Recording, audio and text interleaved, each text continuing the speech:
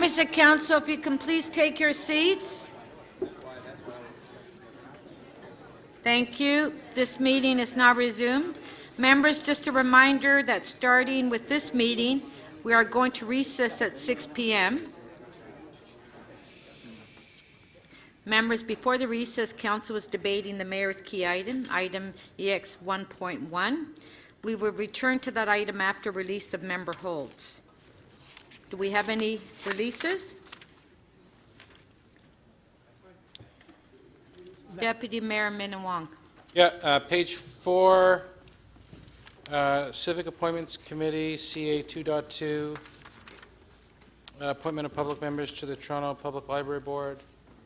I think there's a, is the motion ready? Excellent. So we're going to approve all the recommended, all the committee's recommendations, save and except for one individual who has since written to us and told us he's not available anymore. And that will go back to the Civic Appointments Committee for consideration. Not necessarily interviews, but just consideration. Okay. Okay, on page 4, CA 2.2. On favor? Carried. Thank you. Item is amended. On favor? Carried. Councillor Ford. Yes, thank you, Madam Speaker. I do have a release on page 5, IE 1.3, non-competitive contract with Zimmer Air Services Incorporated for control of European gypsy moth outbreak in 2019.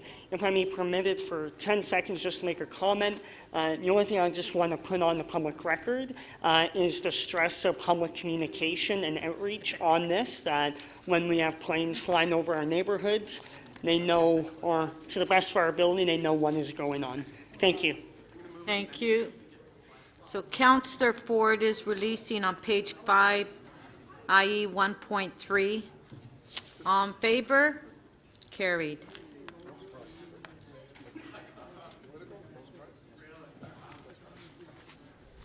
Councillor Cressy. Thank you, Speaker. I have 2 I can release. The first is on page 4, item CA 2.1, appointment of public members to the Board of Health. I can release that. Okay, on page 4, CA 2.1, Councillor Cressy is releasing. On favor? Carried. And I have another. Thank you, Speaker. And the second is on page 8. This is item TE 2.79, use of Nathan Phillips Square. I have an amendment. This is to accommodate an event which is scheduled for tomorrow. Hence the reason we have to release it now. No, it's for the Baycrest Foundation. Okay. And so with that, first I can move that amendment, and then I'm happy to move it as amended. Okay, so on the amendment on page 8, T 2.79, on the screen, on favor, carried. Item is amended, on favor, carried. Councillor Fillion. Thank you. I have 3 on page 6, North York 2.4. Let it get up on the screen. It's an amendment prepared by staff to allow $180,000 of the Section 37 funds at the Shepherd Center to be used to equip the child care center that's being built in the Shepherd Center. Okay, on page 6, NY 2.4, the amendment is on the screen. On favor, carried. Item is amended, on favor, carried. Okay, Councillor Fillion. Also on page 6, North York 2.6, it was sent by, it's 3 pages long. This item was sent to City Council without recommendations by Community Council in order to have me have further discussions with the planning staff and legal staff to make sure that the city is fully protected in the event that in the review of the Yonge 401 interchange that we have enough land to fix that interchange. There's a concern both by city staff and the MTO that a development on this corner, which is right at Yonge and 401, could cause some negative impact. So the only sections that are different are the ones that are underlined, and they just have to do with staff suggestions for how we would deal with that issue. Okay, on page 6, NY 2.6, amendments on the screen. On favor, carried. Item, oh, that's the item, okay. Yes, it's here with a recommendation. Councillor Billion, did you have another one? Yes. On page 9, CC 2.1, 50 to 52 Finch Avenue, there's a supplementary report from planning staff. It's a confidential item. I'd like to move the staff recommendations in the supplementary report, which will become public after we adopt it. On page 9, CC 2.1, the amendments on the screen. On favor, carried.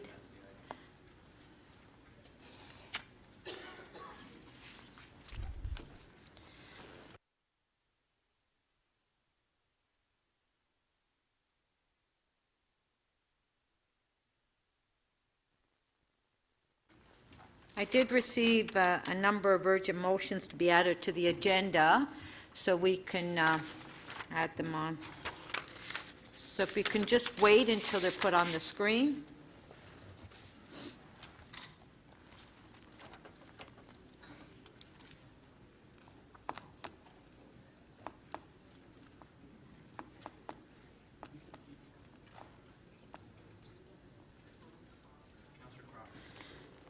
Councillor Crawford. Thank you, Madam Speaker. Just like that, this to the agenda. It's the appointment of the controller, and it's urgent because we want to get this appointment done as quickly as possible. On favor, carried. Councillor Wong Tam. Yes, thank you very much, Madam Speaker. I'd like to introduce this particular motion. This relates to the fire and the blackout and the flooding that took place at 260 Wellesley Street East. And there are a number of immediate actions that should be taken as a follow-up to ensure the additional safety of those tenants. Thank you. Okay, on favor, carried.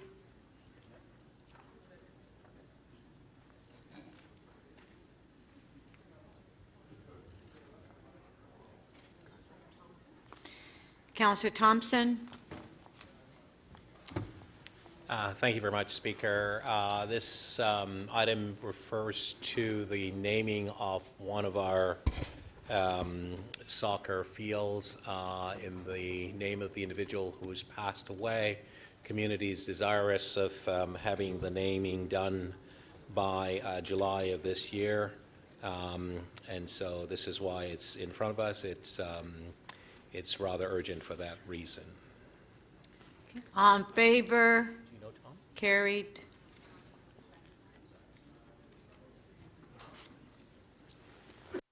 Oh, Councillor Thompson, you have another one? Yes, I'm just waiting for it to come up, which I think I had 3. See which one that is.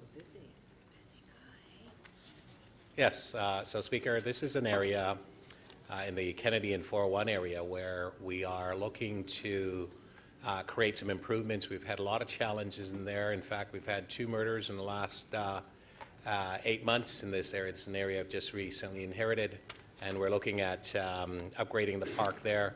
There's an amount of $100,000 that we're going to get donated by Kaboom, and basically this is an opportunity for us to basically take this money in and to create some new improvement in the community for that very stressful area. The park needs some upgrading, and the equipment is part of that upgrade. On favor, carried. Is that it for me? Mayor Tory? Yes, I would ask that a motion be added to our business, Madam Speaker, and it's urgent on the basis that it arises out of a meeting held in my office to figure out how we can, and it's been seconded by Deputy Mayor Bailo, how we can speed up the implementation of tenants first. You know, the bottom line reason why this is urgent is because there are people waiting for some of the changes that we said were coming, and they're indeed being worked on, but not fast enough. And so in this case, we're directing the city manager to bring us back a report by March on how to accelerate the Tenants First project, how to achieve better cooperation and synergy between the TCHC and the city departments, and then if there are any governance changes needed to accomplish this, we just need to get on with things faster. And so we're just asking for that report, but it's urgent so we can get on with the report, so we can get on with the looking at the recommendations. Thank you. All in favor? Carried.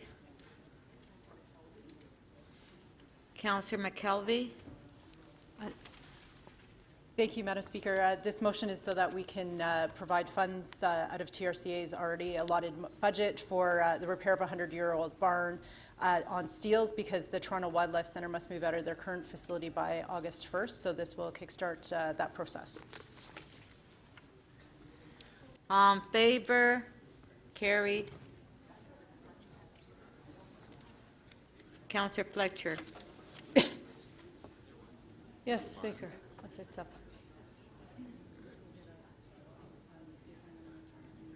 This is motion, urgent motion, signed by myself and the mayor regarding the designation preservation of the Hearn.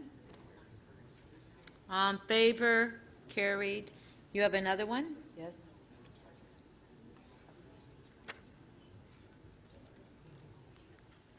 And this is a second motion by myself, seconded by the mayor, which has to do with the strategic situation of the Hearn, the potential acquisition of the Hearn generating station. All in favor? Carried. Councillor Cressy? Thank you, Speaker. Far less exciting than Councillor Fletcher's on the Hearn, I will admit. This item is urgent as it relates to a settlement and the timing of Preservation Board meeting in order for the settlement to proceed. All in favor? Carried. Okay. So we will now go back to the mayor's key item, and if you can just wait a couple minutes so the names can go on the screen. Mayor Tory, I understand that you are revising your motion. Yes, Madam Speaker, I think in the interest of trying to sort of, encapsulate inside this motion, which is meant to kind of address some of the concerns of council, that I've agreed to two amendments, one of which talks about targeting sites to be operated by the not-for-profit or cooperative housing sector, and the other of which, again, tries to target at least one site where we can include some supportive housing. And I think this is entirely consistent both with the wishes of council and with the desire to keep the actual RFPs as viable as possible in terms of that competition. So I'm pleased to ask to amend my motion to include those two elements, which are shown here as paragraphs 3 and 4. Or no, is it, sorry, 2 and 3. Okay. Yes. So, is this on this item? Oh. But yeah, we're going to deal with the mayor's. Okay. So, on favor, carried. And Councillor Cressy, I understand that you want to withdraw one of your motions. Yeah, and in light of that, I can withdraw my motion, and with thanks to the mayor. Okay. On favor, carried. Okay. Councillor Fillion to speak. Thank you. I have a short and fairly simple motion that City Council direct the Chief Planner and Executive Director of City Planning in consultation with the City Solicitor to report to the Planning and Housing Committee on ways to ensure that purchasers of city-owned sites as part of the Housing Now initiative are not able to seek additional density beyond that approved by Council without Council's permission. So it's, first of all, a report request, and to make sure that to protect us, to protect the public, once we have a deal, this doesn't deal with anything leading up to a deal. Once we have a deal, when the planning staff and other staff have brought a deal to us, that we have approved it, once the density is approved and it's sold to somebody, that they have to honor the terms of that.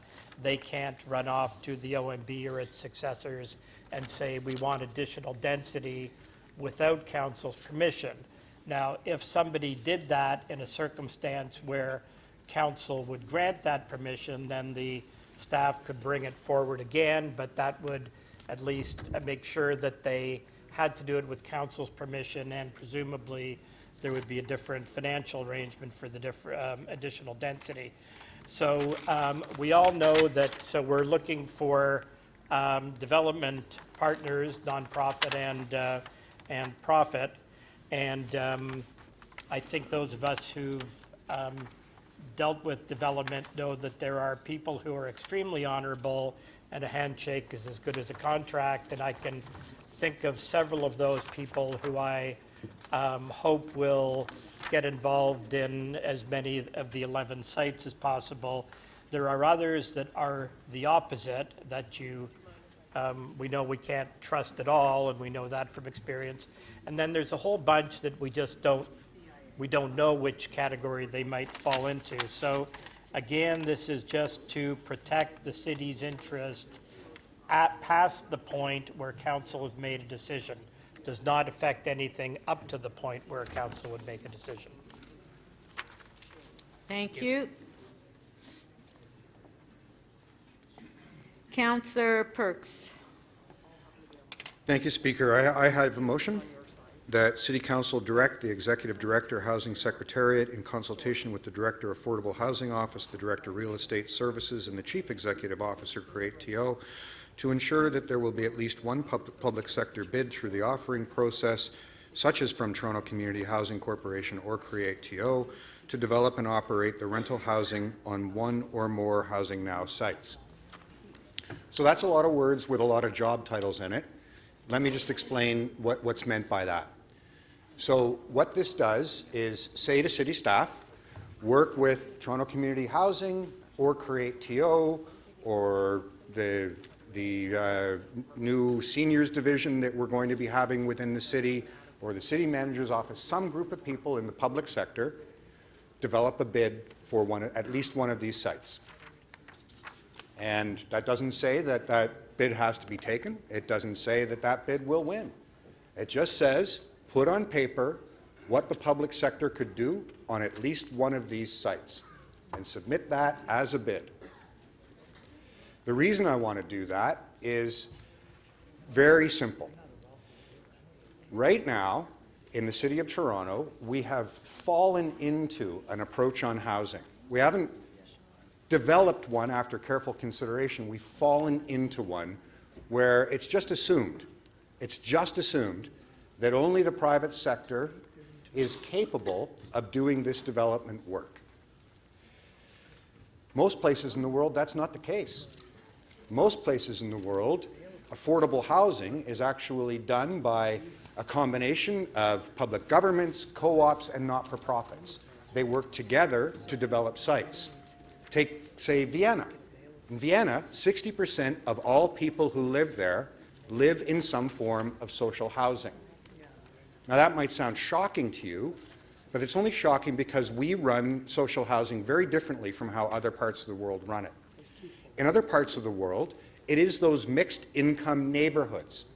Middle-class kids like my kids, live in social housing, and they pay fairly substantial rents. And those fairly substantial rents subsidize the people who have to be in below market rent units. But that's actually what I thought we were going to do last term when the mayor introduced Tenants First. There's actually a line in there saying we want to move from 90% rent geared to income to 70% rent geared to income. That gives all kinds of great benefits, and I'm glad that the mayor is introducing something to speed it up today.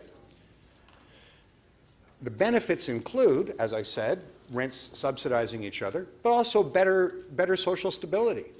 If you create housing that is only for people at below market rent, you concentrate the risks and problems associated with that into certain neighborhoods, and the other neighborhoods only have wealthier people.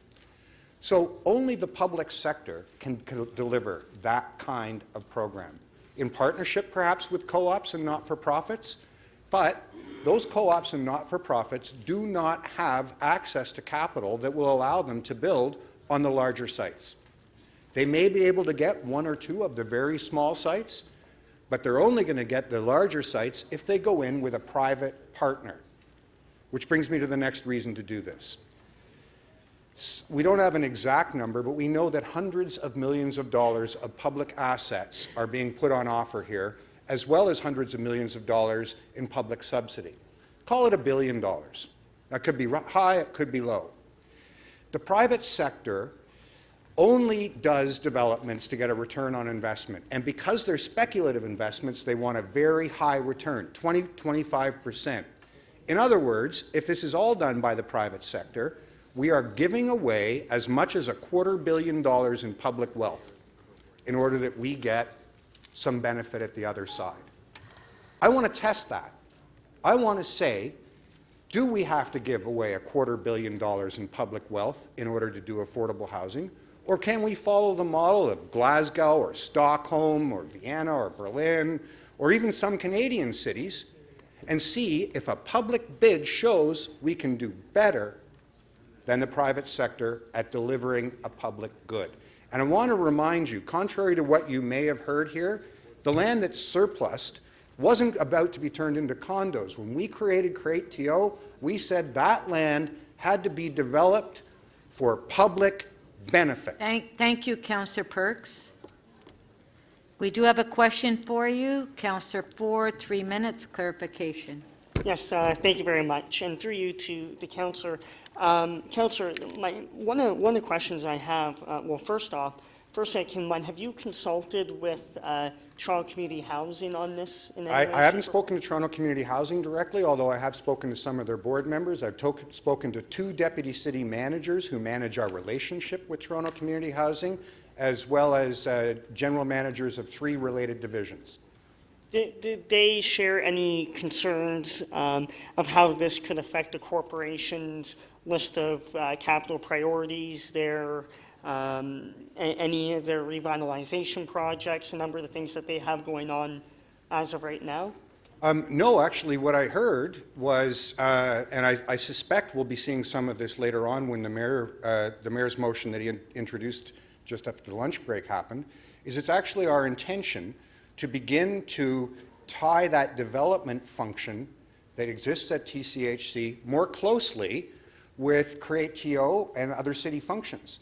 So actually, what I'm proposing here is a laboratory to do what we intend to do anyway. Okay. Thank you very much. Thank you. Councillor Cressy. Thank you. In the development of this, I just want to check, have you spoken with staff at the city? As I said, I've spoken to 2 deputy city managers. I had maybe 10-second exchange with the city manager. He's a busy guy. And I spoke to 3 department heads who are all tied to this issue. As well as speaking, this is actually, at the beginning of the term, we all sat down with the mayor. I told the mayor this is what I would like to do in that meeting. Now, a lot of the discussion as it relates to housing now is expediency in light of the state of the need and the housing shortage and crisis that we face. And so in doing this as a bid model with one of the bids, does this in any way, do you see, slow this down? No, I've been very deliberate not to change the bidding timetables, not to change any of the evaluation process. All I've done is said, put a bid in. And so there's no delay here. But what I do think is that this actually speeds certain things up. We've been told over and over again that these 11 properties are the first tranche, right? And it's my thesis that as we bring more and more properties online, the margins available to the private sector get harder and harder, because this is going to be the cream of the crop. So if we build the in-house capacity now to develop sites where making a 25% return while also delivering real affordability isn't possible, by practicing now, by shaking the rust off the machinery at TCHC and bringing Create TO up to speed on how to develop this kind of property, we're actually putting ourselves in a position that future projects could move faster. And I know one of the other concerns as we've looked to expedite housing now has been attaching too many different requirements to make this happen. In the way you've put this forward, this is not a requirement that one of the successful 11 bids would be a public sector bid, and rather you're saying bring one forward and it will be evaluated like all the others. Is that correct? That's right, and there are a couple of important reasons to do that.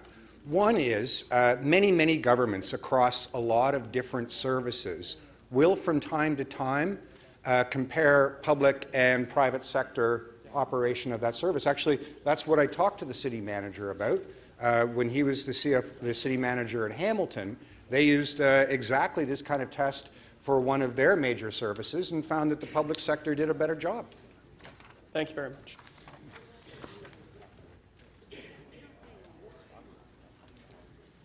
Councillor Bradford? Thanks very much, through the chair. And thanks for the motion, Councillor. Well, thank me by voting for it. Okay. Just a couple questions. So you haven't reached out to TCHC directly about this, but I do notice that the motion calls for a variety of potential public proponents to bring this forward. If it wasn't, but we named Toronto Community Housing and we named Create TO. If it wasn't, It says a public entity, Right. such as Right. Toronto Community Housing or Create TO. Right. And as I said, I've spoken to the city staff who manage our relationship with TCHC. It's not really appropriate for me, I'm not on the board of TCHC, to sit down and work through business cases with them. I did apply to be on their board, but unfortunately I wasn't chosen. so would you consider writing a letter to the board and requesting that they pursue a bid in this process? Well, what I would prefer, given that we are today locking in the bidding process, is that we direct the officials that I name in my letter to organize a public bid. Instead of writing them a letter, this council will be taking a position that some public bid take place. Maybe it's TCHC, maybe it's Create TO. I'm agnostic on that question.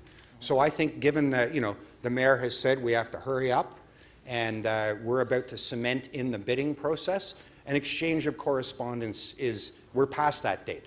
We actually have to act today. No matter what you do in here, Wouldn't it be prudent to ask if they had the capacity to, and the staffing, the resources to, this would be outside of the typical business because this is a new program, new mandate. This would be something, and we have done rebites. I'd actually have to disagree with you on that. TCHC does have a development arm. They have a group of staff whose job it is to do development and redevelopment of properties, and it's been in place for years and years and years. They've participated in the Regent Park redevelopment. They participated in Lawrence Heights, Councillor Cole, Don Mount Court, Alex Park. I mean, some of the best experts in the City of Toronto at developing affordable housing sites are employed by Toronto Community Housing right now. I don't disagree, but we haven't spoken to them directly about the work plan and the program. No, because TCHC doesn't report to this council, and that's why I can't just call them to the floor here and say, are you ready? What I have done, and I want to be very clear about this, is talk to those members of the public service who manage the relationship between the city and TCHC. One of the pieces of advice, I got a ton of really good advice. One of the pieces of advice I got was that we are considering marrying some of the real estate and development functions between TCHC and Create TO anyway, and that this could serve as a good test case.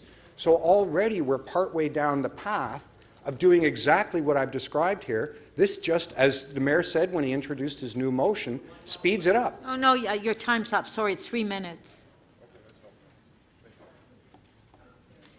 Councillor Holyday. Thank you, Madam Speaker.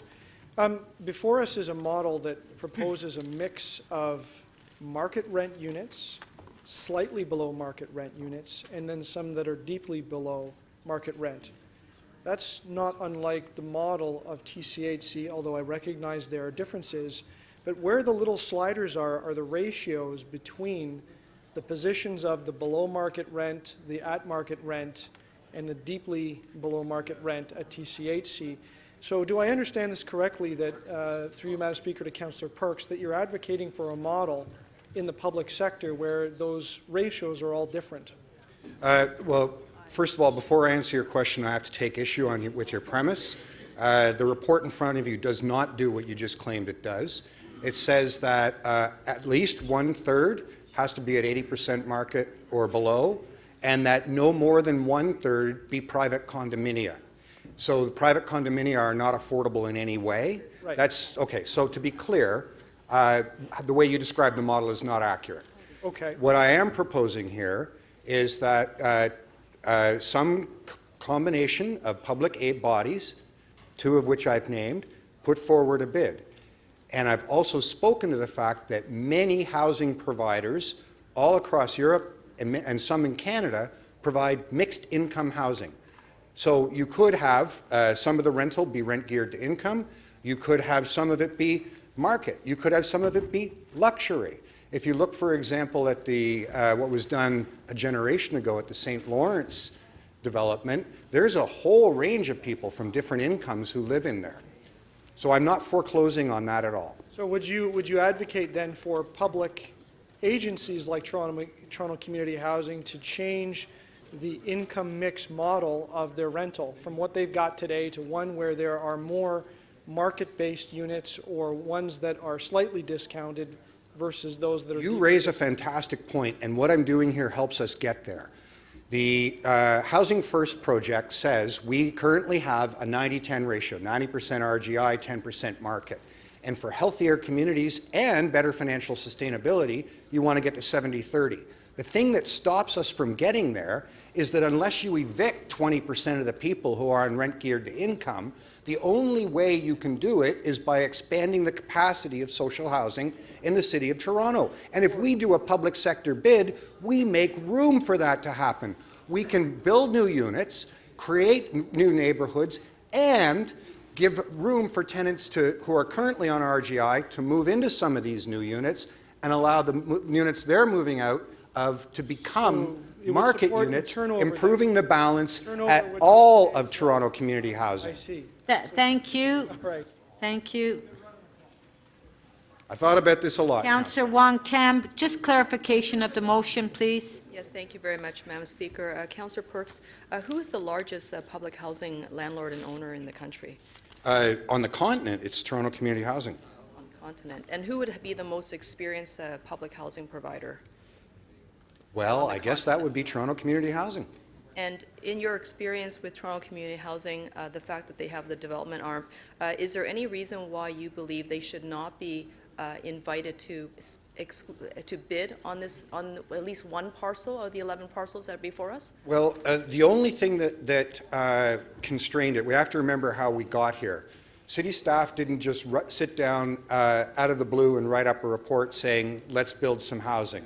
At the first council meeting of this term, the mayor wrote a letter, and in that letter, the mayor said, using the private sector and the not-for-profit sector, put these properties out to the market. The mayor's letter did not direct staff to devise a proposal that looked at public development of them. And that's why I think we don't have in front of us that option today.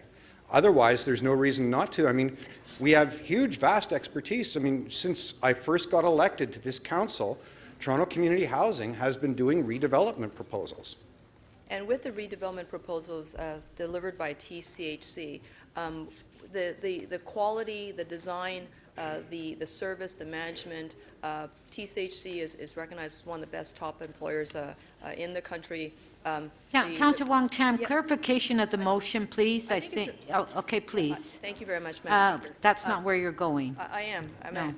So with respect to the most qualified, most experienced, the one who's able to deliver the outcome that we're looking for, which is quality, affordable housing in perpetuity, not having to be bound to market forces, that has to deliver for profit to shareholders, is at TCHC today. I would argue yes, and for a reason that you didn't name. So, as I said, for the private sector, developing lands for condominia and rental units and affordable units is a risky investment. And so the people who have wealth in our society and want no risk, they just buy government bonds. The people who want to gamble and try to get a 20 or 25% return go in. Now, we're not like that. TCHC is not like that. TCHC can be patient. All they have to do is get a 2 or 3 or 4% annual return so they can pay off the debt and make a contribution to the long-term building maintenance fund. So the returns they need don't have to be as big. And if that's the case, they can afford to put in more supportive or rent-geared to income housing than a private developer would be. So it's not just that they have expertise in doing this, which the private sector does not, by the way. Thank you, Councillor Perks. Thank you. Councillor Carroll, clarification of the motion, please. Yes, thank you. So just to clarify, you're asking staff to ensure that at least one bid comes forward. You're not requiring them to award. No, absolutely not. And just to clarify, you're saying that they're simply to facilitate through invitation or whatever means that at least one of these applications is from a public entity. TCHC needn't be the public entity. It needn't be. I hope they are. We hope they are. Yeah, but they have the right to bid. I'd have my hopes broken every day here. And we don't need to know if they can afford to do this today because they'll simply tell us how they would be able to afford to in the bid. You don't need to know that today because you'll see it in their bid. Is that a possible outcome? A possible outcome is that whatever constellation of public sector actors comes forward and makes a bid, and the bid is terrible. Right. That's a possible outcome, and that does a couple things for us. First of all, it shows where we have gaps in the ability of the public sector to design a bid, to plan for building new housing. And that might trigger us taking actions to close that. The other thing that's great, though, is that whatever their bid comes in as, it gives us a yardstick. We keep getting told the private sector, we can't ask for more supportive housing, we can't ask for more deeply affordable housing, we can't ask for more transitional housing because the private sector will walk away. Well, here we're going to be actually able to test that question about whether they'll walk away, because we'll have a public sector bid they get measured against. Right. We will have a test, and if they fail the test, we simply won't proceed with that project. That's absolutely the intent of your motion. Yep. Lastly, I just want to be sure of one other thing. You're not asking anything that might not happen as a matter of course anyway, am I right? Given that of the 11 sites, a couple of them are very, very small. Some are very large, but some are very small.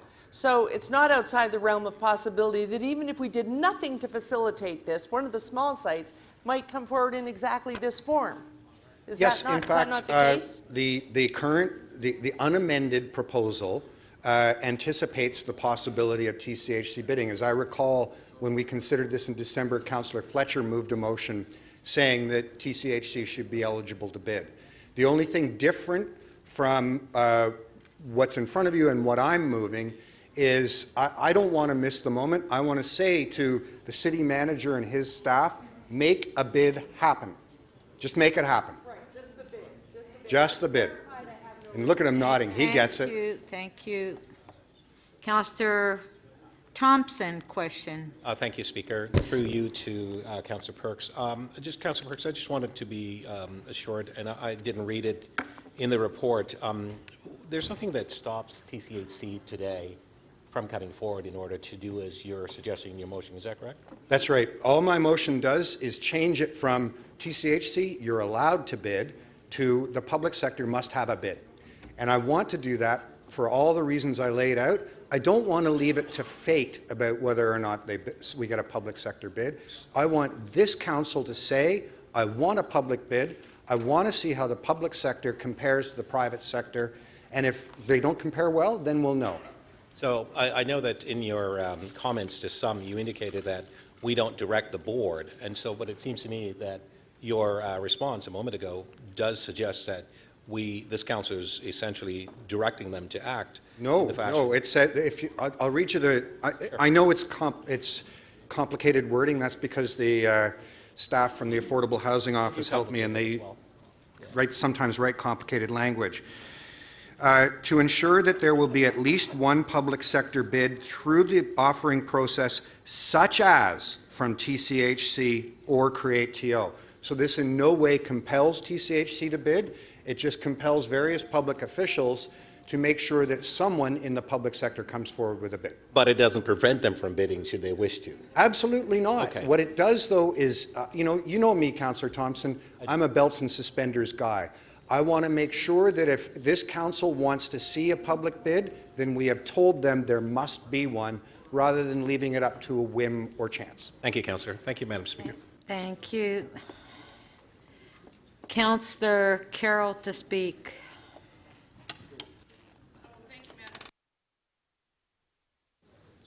Thank you. Thank you, Madam Speaker. I have a motion that City Council direct the Deputy City Manager, Community and Social Services, as part of the fall report on the city's 10-year housing plan, 2020-2030, to include options for the allocation of new affordable units and opportunities for simplification and alignment of the choice-based housing process. Madam Speaker, with the choice-based housing process. Madam Speaker, this motion, while it relates to what we're looking at today, it doesn't actually have anything to do with the build of these.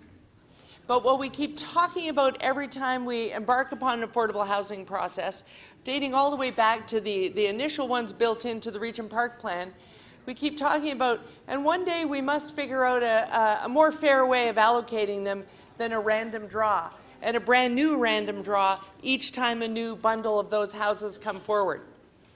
We keep saying we're going to, and we never do. What this motion does is give a year. It gives a year to staff, because we won't until the end of this year see that 10-year plan come back. It gives them that much time to actually build into the report the first set of options for us to look at. We see in the tenant's first proposal the choice-based housing plan that starts to look at really giving people a choice across a range of options, co-ops, TCHC properties proper, new affordable housing units based on their qualifications. But we haven't seen how they're going to take these 11 sites, which if we do nothing, will be done by 11 random draws, just random draws. If we do nothing, that's what will happen. Versus while we're getting the building done, let's get staff working on a fair process of how we're going to allocate. Once you've qualified, do you really want everyone in the city entering every draw? You got your act together, you got all your qualifications, you did all your paperwork, and you entered the first draw. There's a dozen units available here, and your draw number 60. And then comes the next project, and there's 60 units you qualify for. Your draw number 698. And then the third project comes forward, and there's maybe 25 units. And you just cast your lot in again. You might as well buy a ticket to the Princess Margaret Lottery. And the difficulty that I have with that is we're handling the Housing Connections process entirely differently. We're looking at who first went into a housing process. We're going on a time basis. How long have they been on that list? What are the conditions of them being on that list? Do they have a terminal disease? Are they a person who is fleeing domestic abuse? We have a whole range of options that give fairness but are also giving equity, because we all have to admit that some people have an urgent need, or we will all have blood on our hands. That's how much thought has gone into that list versus the random draw. And so let's get staff begin to reporting back on the options they're making. The only other comment that I want to make, Madam Speaker, and I will add that is the reason I got on my feet. I don't usually question the mayor when he's moved a motion. I asked him if he supports this motion so that you would hear him say yes. We didn't ask him if he supported Councillor Perks's motion. That came after lunch. But I just want to use the rest of my time, Madam Speaker, to say that I rose to ask questions on that motion as well. You have no risk. You have no risk. I rose to clarify the level of my risk if I vote for Councillor Perks's motion. He's not awarding anything. He's not stopping anything. As a matter of course, it may very well be that one of these smaller sites would come forward in this form anyway. And if that's the case, job done. He's simply asking staff to ensure through, more proactive invitation that at least one of those bids definitely comes forward with those conditions. And it will be reviewed in exactly the same way every other one of the bids coming forward is reviewed. And so it may well not succeed.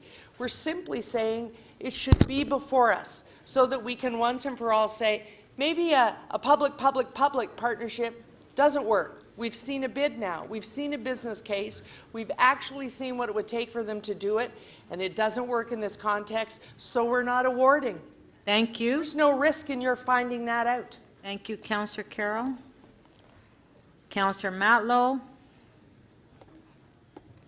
Madam Speaker, I have 3 motions, one of which I have not received back from the clerk that I submitted, but I imagine it will come to my hand in a moment. Yes? You got it ready? Okay, thank you. So one is with regard to 140 Murden Street. And this is, in essence, or well, as a matter of fact, it's about ensuring that Sprint, which provides critical seniors services in the Midtown area, is both temporarily housed and then permanently housed in whatever development is approved at the end of the day. Another one is that City Council direct the City Manager in consultation with the appropriate staff to report to, actually I revised the wording, but essentially that that there be a report for information provided to Council before City staff approve the sale of land associated with these 11 properties. I paraphrased it, but there you have it. And then the last one, if you could put it on the screen, please, is to support Council's position already on rent control and the possibilities of future above-the-guideline rent increases. This supports Council's position on landlords demanding more than the guideline allows each year. This is all about affordability, just like providing affordable housing is about affordability. Because once something is perhaps affordable at the beginning, boy, does it go up over the years when landlords go above the guidelines. So to speak to housing now as a whole, first of all, I want to thank the mayor for, right out of the gate this term, providing real leadership on telling the city that housing and affordability is our priority. And any of us who knocked at any doors throughout the last election, I believe would have heard that affordability is a not only is a demand of our residents, but for good reason, because people are struggling, whether they be homeowners or tenants. And this is something that we need to take seriously. And it's one thing for us to demand rhetorically that the private sector step up and provide affordable housing, but if we're not showing leadership with our own properties, then it's hard to make that demand. And that's what we're doing with these 11 sites, and that's why I was very proud to stand with the mayor and my colleagues when we announced this initiative, and that I'm actively supportive of 140 Murden being on this list in the heart of Midtown, because I believe that this is a wonderful property to provide affordable housing for seniors, with senior services in the podium for the community that is in desperate need of that kind of facility. I think it's wonderful, and I'm a big enthusiastic supporter of this. What I question, though, is the benchmarks that we are setting for success as part of this initiative today. For example, if we don't demand, by the way, I'm very empathetic. I've struggled with this throughout the day, actually, because I'm very empathetic with the mayor's comments about how we don't want to sort of load up staff so much that then we sort of tie their hands when they negotiate through the RFP process. We want to give them some flexibility to be able to negotiate well and get the best deal possible to provide as much affordable housing as possible.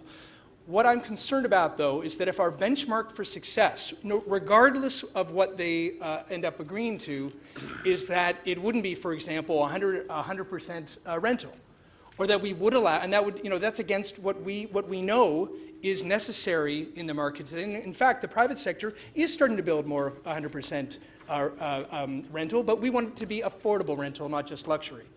If our benchmark is not that we demand that there not be above the guideline rent increases, then we're actually going contrary to our own position as a council to the provincial government that we don't believe that they should continue Aggies the way they are today. We want it to be more affordable for renters across our city. What is our benchmark for success? So I think that we need to move forward with housing now, but we need to do it in a way that actually stays true to our own principles about what affordability means, the best use of public land, and what kind of housing and services we want on those sites. And that's why when I asked Mr. Gadden, I'll conclude with this, what kind of check-ins will there be in the future? And he said, well, you know, have trust in staff, we'll be the ones to decide. I think it's healthy to have at least check-ins, not to compromise the RFP process, and that's why I asked for a report for information. But check-ins just to ensure that on the public's behalf we are comfortable with the sale, if a sale is proposed. Thank you, Councillor Matlow. Thank you. Thank you. Councillor Colle. Thank you, Madam Chair.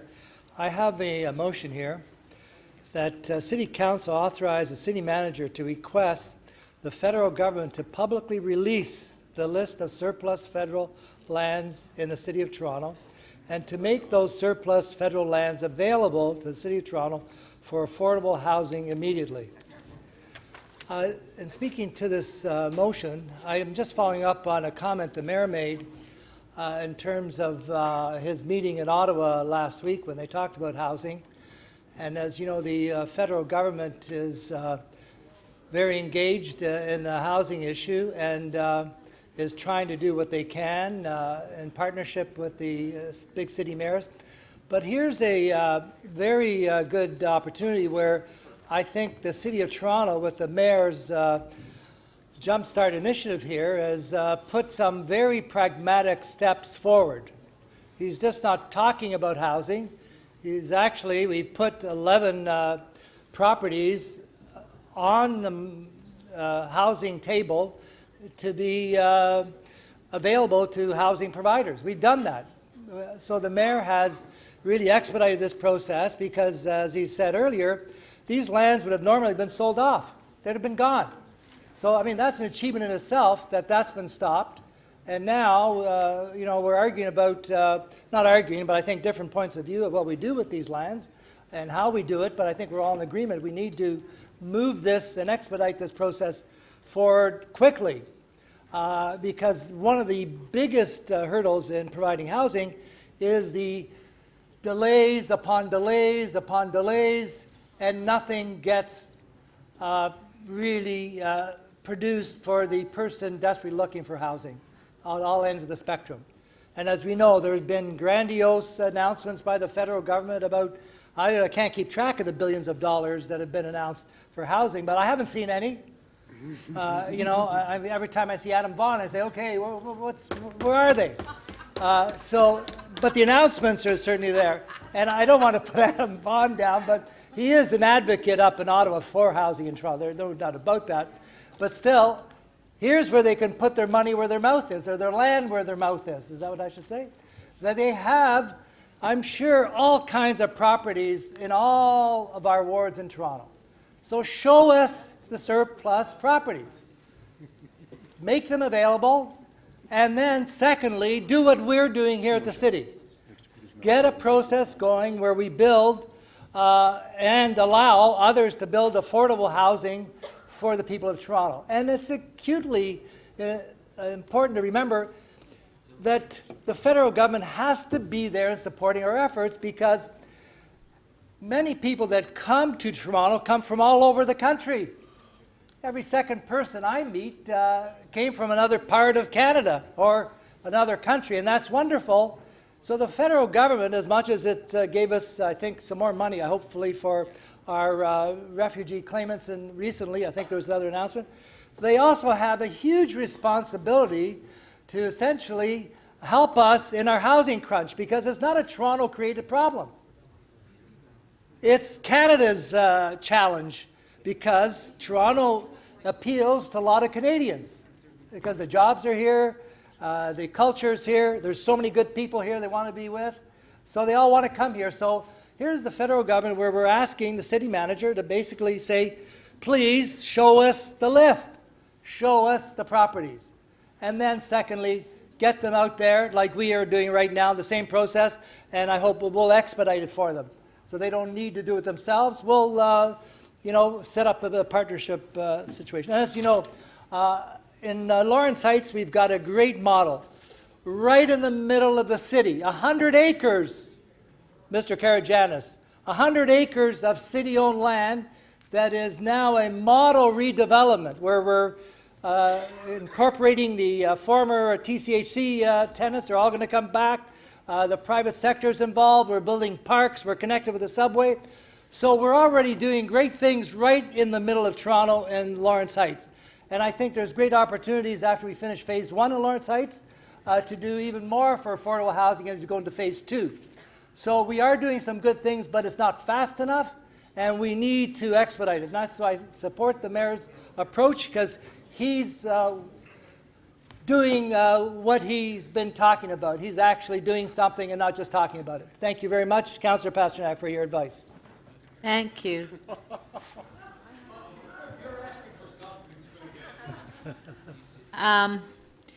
Councillor Cole, you have questions. Oh, okay. Okay, so Councillor Wong Kam, 3 minutes, clarification of the motion. Yes, thank you very much, Madam Speaker. Councillor, thank you so much for your motion. Are you aware that this body has repeatedly asked both the federal and provincial government to provide us a list of their properties across Toronto? Oh, yes, I'm aware that there's been many asks. I'm not sure if there's been an official council resolution, but I'm sure you've been asking for years. We have been, and more in particular, we've asked during the shelter crisis of 2017, 2018, as we debated it. But may I ask, why did you not make a formal request again, by way of your motion, to the provincial government to provide their surplus of lands? Well, I guess I know the federal government is emphatically back in the housing game. I haven't had any indication that the provincial government is, so I thought I would do something that's realistic. Are you aware that recently the provincial government announced that they've identified 200... Councillor Wong Tam, clarification of the motion, please. It's important, Madam Speaker. No, it's not clarification. Well, it is. Madam Speaker, just with your indulgence, the provincial government has recently announced that they've got 200 identified provincial sites that they are in a very eager position to dispose. And I'm just curious to know, would it be helpful to amend your motion to ask the provincial government to also reveal those 200 sites that they're contemplating a sale of? Listen, I have nothing against that, but strategically, I want to do something that's doable and not dreamable. So that's why I'm asking the federal government. Thank you very much. Thank you. Councillor Karagianis? Thank you, Madam Speaker. Through you to the councillor. Would you be agreeable if we were to... Can we have the motion up again, please, if I may?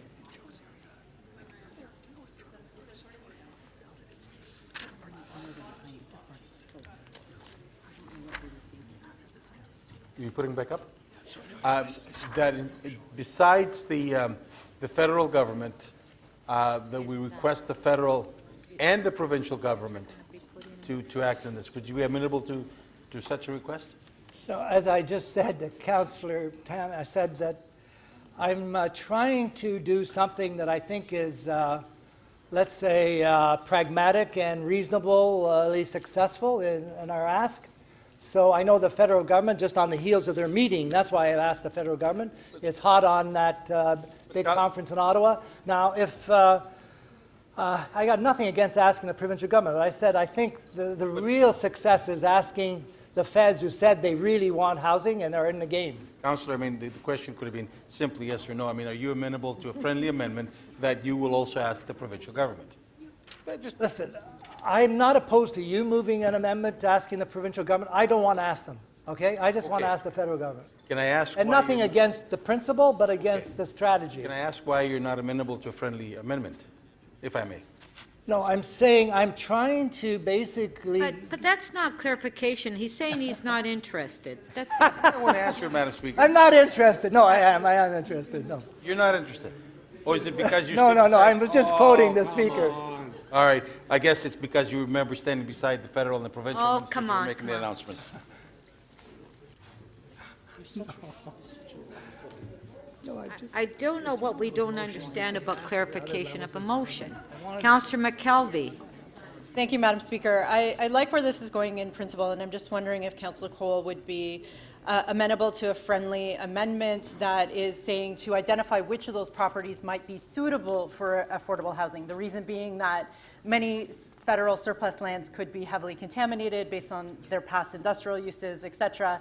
And the way this is currently worded, it looks like all surplus lands could be suitable for affordable housing. We want that to be made accessible for that. So I'm just wondering if you can clarify, because there are different types of lands, and they may not all be suitable for affordable housing, but also maybe employment lands, for example. I want the water lot. no, I think that's a good sort of specific additional bit of information we would want from them, but the only thing is just complicates things. And I want to keep it as simple, as straightforward as possible, because I just don't want to go off and then get into further delays where they will say to us, well, we have to examine all of our properties, so I don't want to give them any room to delay this. So in all due respect, that's why I want to keep it very simple. So, okay, that's fair. It's just if these lands are heavily contaminated, I don't want it to be clear like, oh, we're willing to pay those remediation costs and make that available for affordable housing. Like, I think the onus needs to remain on the federal government for remediation of those lands. So I'm just a little leery the way this is worded right now. Yeah, no, again, you have every right to be very concerned about that, but I think what we want to do is get them to move on at least giving us a list of what they promised, because they already did the inventory. So we're just saying make it public. Maybe we need to ask for a freedom of information request from the federal government to make that public. I don't know, but I'm trying to make it public simply, and then we could move on doing our due diligence on the contamination, et cetera. Thank you. If it's contaminated, we'll just give it back. Thank you, but no thanks. Councillor Fletcher. Yes, thank you, Speaker. And I just want to say that we have this land, and I think we've grappled with this for a long time. We're trying to ensure we maximize the social value of our land, not just the worth of the land. And we're layering on its actual financial worth with a social value. And having the privilege of having been here for a number of terms, I can look at a thread that has come through this council and decision-making for the past 10 years or more in looking at what we do with our surplus lands. And we set up Build Toronto and Invest Toronto, and the idea was we would put all the surplus holdings with Build Toronto, and we would realize their value. And a whole number of them, beautiful sites, right down on Queens Quay, on Front Street, in the downtown core, were sold. Sold for a large amount of money, but not developed, but simply sold. Not one of those sites has any affordable housing on it. As a matter of fact, we sold it, or Build Toronto sold it, at such a high price that the density had to be so high that we ended up at the OMB. City was at the OMB over planning applications on land that we used to own. That's how we spent our time on those lands, with a corporation where people were very handsomely paid at Build Toronto, and what they did is they sold our property. Show me one thing that you can go back and say, for that land there, I can show you here's the value. You can't. You can't. Because all of that money, we didn't direct it to X or Y, it's just gone into our general coffers. Then we take Toronto Community Housing, which over the last number of years has developed a very sophisticated approach. They have a development arm. They actually have a development arm. Create TO, for all the talk, doesn't have a development arm. The city doesn't have a development arm. Toronto Community Housing has a development arm, because in order to rebuild housing that was 50, 60 years old, fraught with problems, not built too well, because we all know that when social housing was built, it was not built to a very high standard. People didn't think they had to build to a high standard. And those lands, which are underlying city ownership, have all been redeveloped, many of them with a model that rebuilds housing. Out of 200 acres of land that is part of the revitalization, there's 200 acres up in this revitalization, we have 500 new units. We have all of the units that were rebuilt, 500 new on 200 acres. There's something wrong with that, and that's why number 32 says Toronto Community Housing has to look at its lands and building new, not just redeveloping the crumbling housing and rebuilding it. And we now have a situation where we have 11 sites, 80 acres, and we're saying we want to put 3,700 new rental units on 80 acres. I'm looking and saying we are going in the right direction here. We're going from giving our land away to developers to just rebuilding existing housing to now saying we are going to take our land and the value of it, realize the value, and build very much needed rental housing. And the motions that the mayor has made and others have made to clarify some of the other goals that we're layering on top, I think are very important. The inclusion of some supportive housing, so it's not just rental, condo, and low-end rental, but we're actually looking at some of the gaps that we have in housing, some community benefit agreements for the larger sites. We have sites here that are big, 80, 18, 20 acres sites. That is a great development. And I support the fact that we have a lot of expertise in the city. We have a lot of expertise at TCHC. We have a lot of expertise in Wood Green and other organizations. And then we have not a lot of expertise in a lot of nonprofits. This exercise here should assist in building capacity from developers to meet their social goals, and from the social and nonprofits to meet capacity goals that they currently don't have. Thank you very much. Thank you, Councillor Fletcher. Okay, ready to vote? I didn't have any more speakers.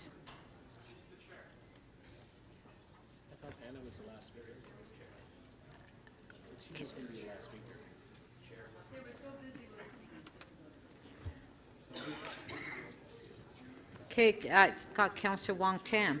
Where did her name come from? There was no name there. Councillor Wong Tam, you just put your name up? Along with Councillor Bailao, apparently.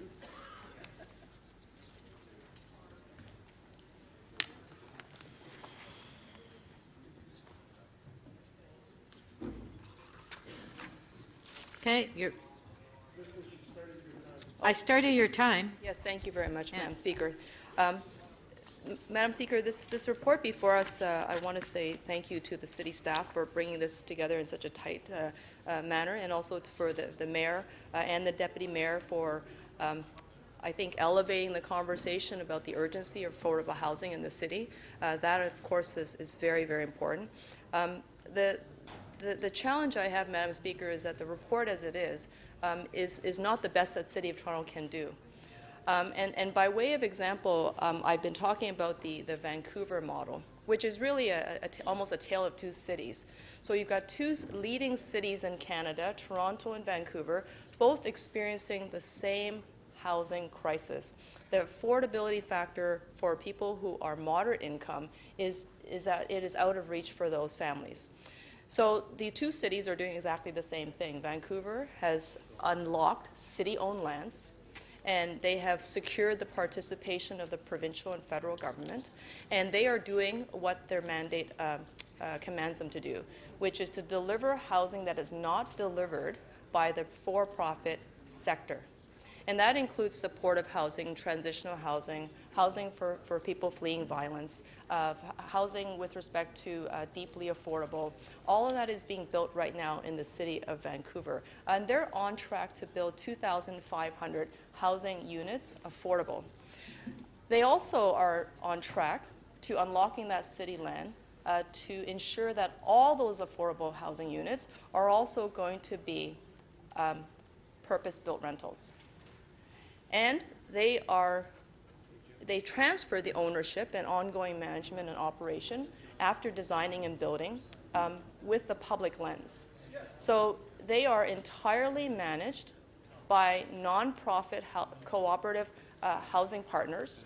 It retains, the ownership is retained in the hands of the public in perpetuity.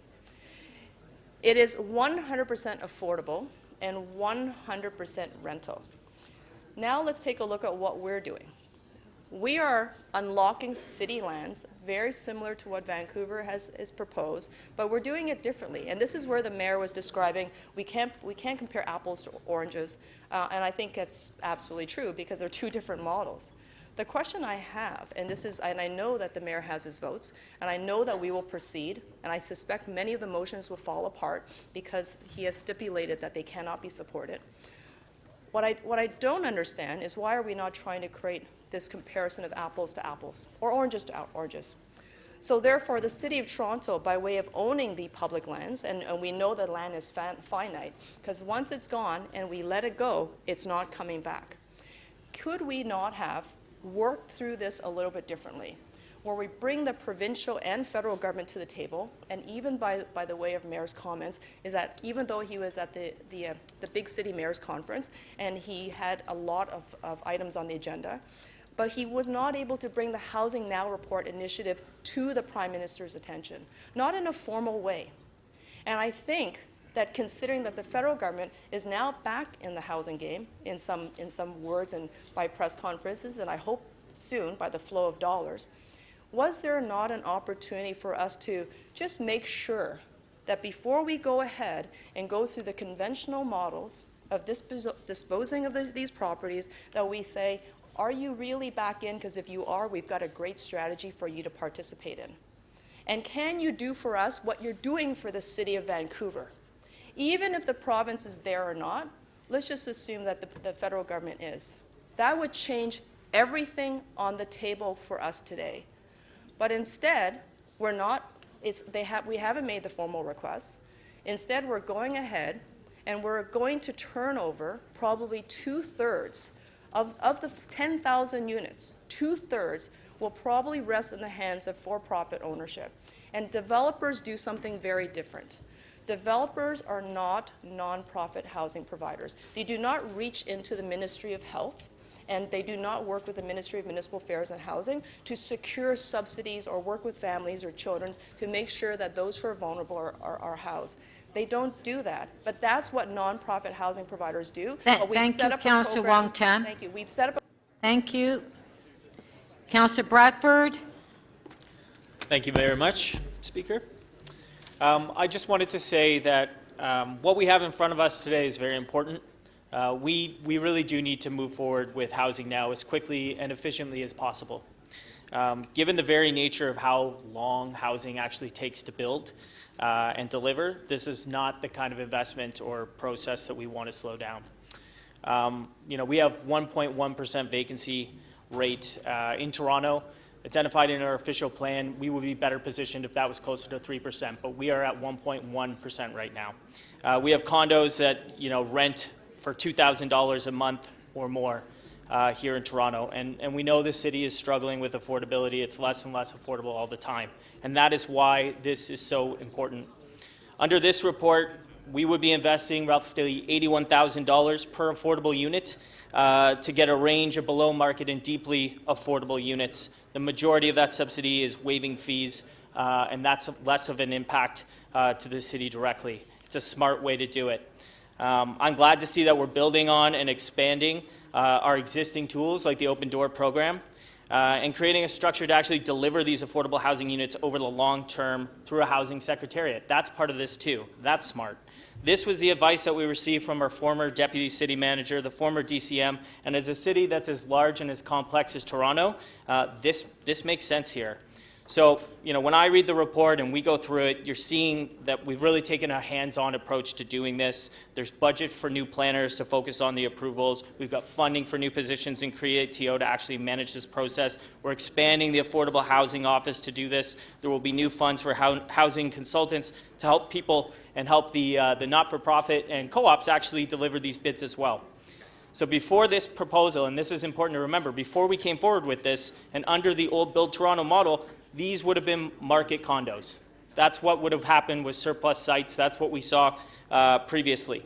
Now we're actually going to get around to building rental. We're going to actually be building rental in the city, and we need to make sure that the requirements that we're looking at when we're evaluating these proposals, that's where we're setting up the framework for the market offering. We must be including waiting for delivering affordable units above and beyond the minimums. We must be including waiting for applicants who have actually done this successfully in the city before. There's a number of them who are doing this right now, and that experience counts. And we should be prioritizing deeply affordable units, applications from nonprofits and co-ops and private sector partners. They should be evaluated on their experience and giving weight to that proven track record of success. So I want to commend the staff for developing this framework. I think it's very thoughtful, and it definitely moves us in the right direction. Having 10% of the units that will actually be 40% of average market rent gets us to rent geared to income levels that, that's a significant achievement when we're offering a brand new 2-bedroom unit for around $570 a month in this city. That's good. Furthermore, inclusionary zoning, as we start moving forward with that across the city, that's another opportunity, another tool for us to secure deeply affordable units in parts of the city where maybe there's higher land value, like in the downtown.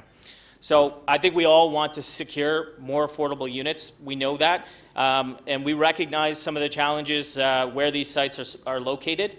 The key here is that cross-subsidy piece. That is what's going to make this work. That's what's going to make the Housing Now model work. And I have to take staff advice on the program that this is the best way for us to get that done. And I also think it's an important model, frankly, for our provincial and federal counterparts to take a look at, and maybe they can emulate this. As Councillor McKelvey had pointed out in her questions, what we're really doing right now is moving through a stage gate process, and we're going to keep learning from each one of these RFPs. But the most important thing is that we get going, we move this forward right now. Housing takes years to develop and deliver, and we should be creating a framework that actually leads to a competitive bidding process. That's how we're going to get the best outcomes. We shouldn't be slowing down other initiatives like improving our planning system, and we got to continue to push the other governments on funding for housing. But this is our part, this is what we're moving forward with, and I'll be happy to support it. Thank you. Thank you. Okay, last speaker, Councillor Bailão. Thank you, Madam Speaker. I'd like to start by thanking staff for an incredible amount of work that was done over the last couple of months to put together the beginning of a program.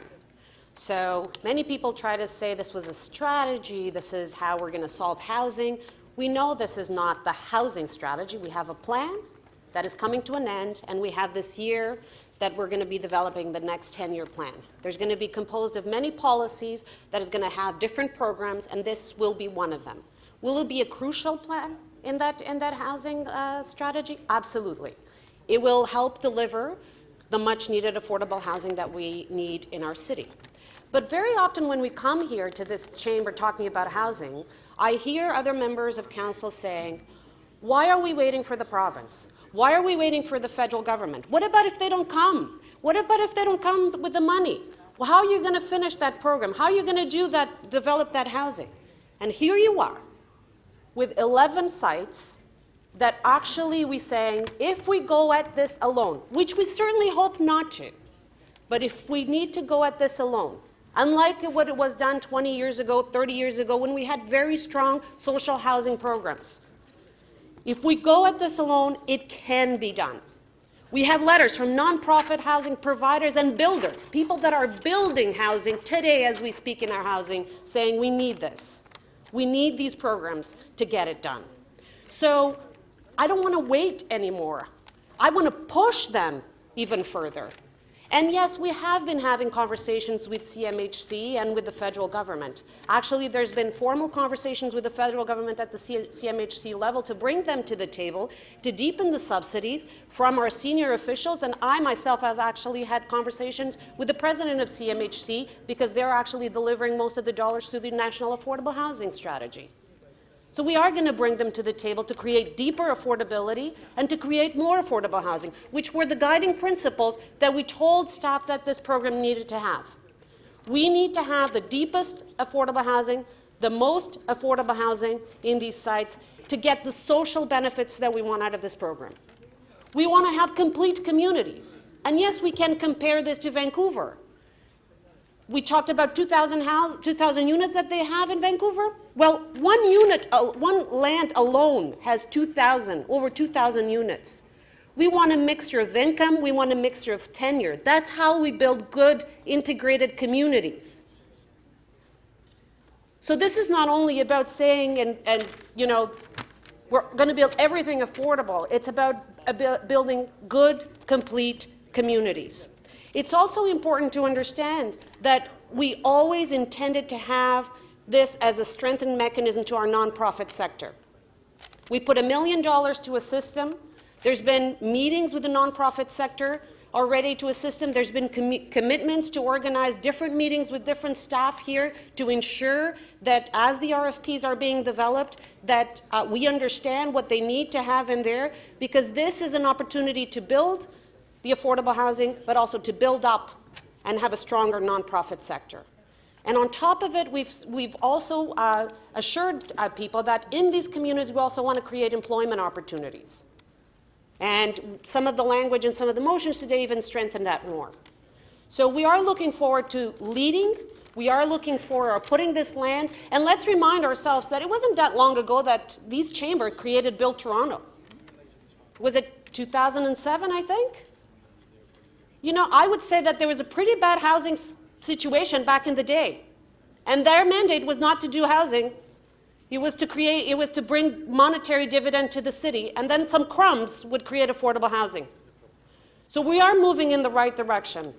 And we will bring our partners to the table, and we will build affordable housing. This is part of the solution, and it's part of the solution that we need. Thank you. Okay, ready to vote? Got the vote motions on the screen?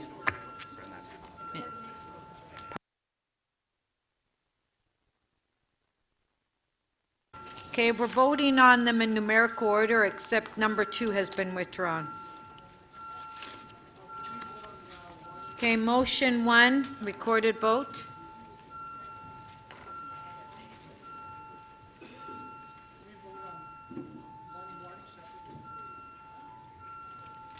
On what?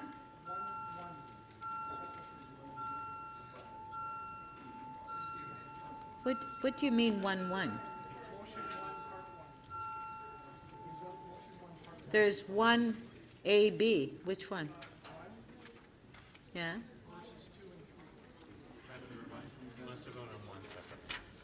Okay. Have you've got the revised, correct? Okay. Recorded vote.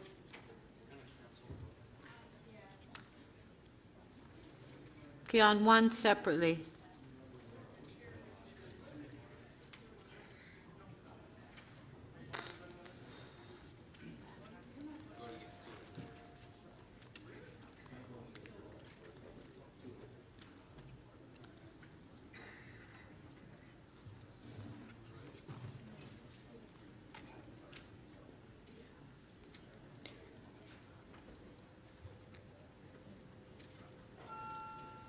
Okay, recorded vote.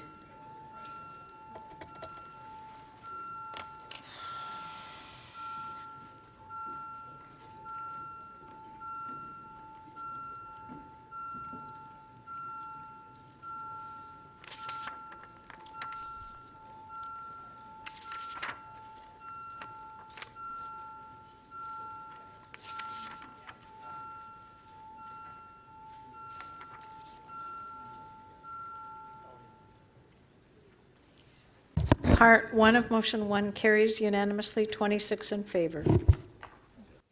Okay, so the remainder, 2 and 3, recorded vote.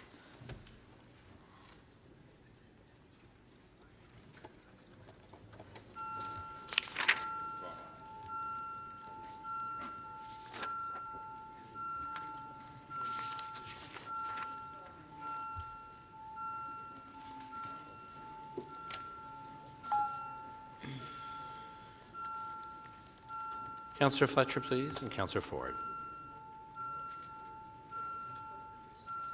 Councillor Wong Tam, please.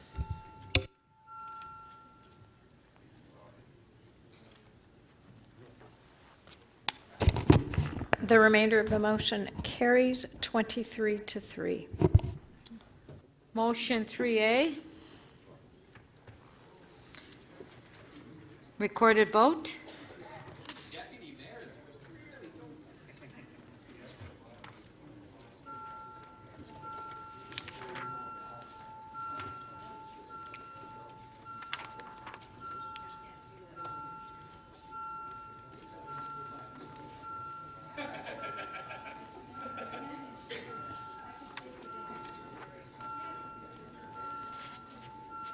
Councillor Karygiannis and Councillor Matlow, please.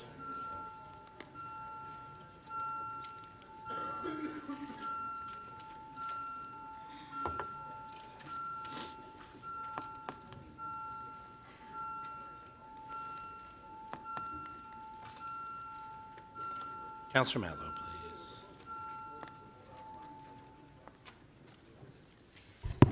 Motion 3A does not carry. The vote is 7 to 19. Motion 3B, recorded vote.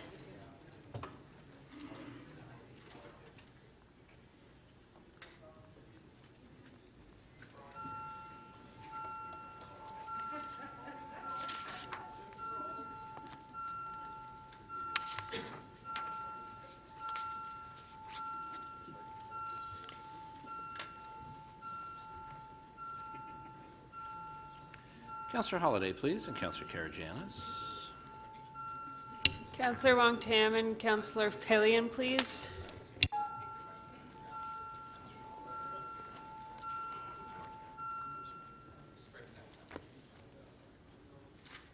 Motion 3B carries 19 to 7. Motion 3C, recorded vote.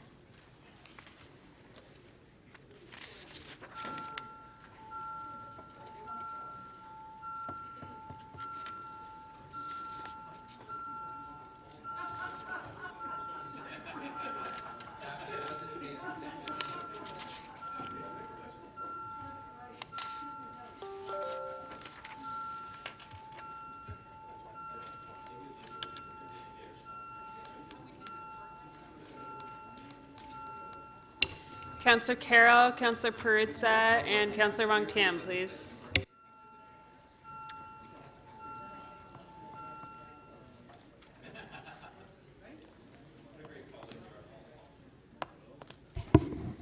Motion 3C carries 16 to 10.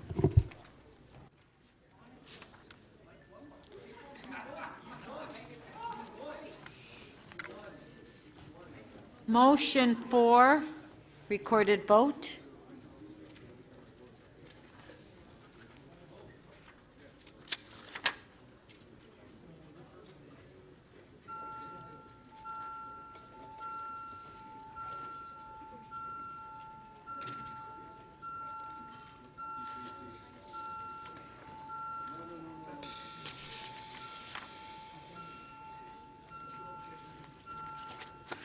Councillor Karygiannis, please.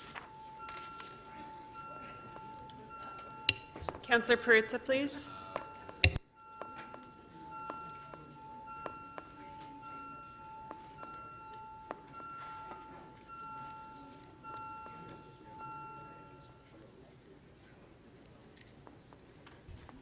The motion does not carry. The vote is 12 to 14. Motion 5.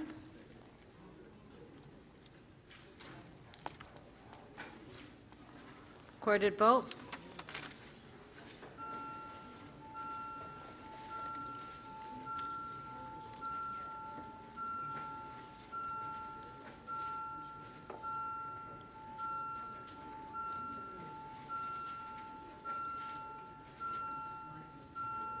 Councillor Karygiannis, please. Councillor Perruzza, please.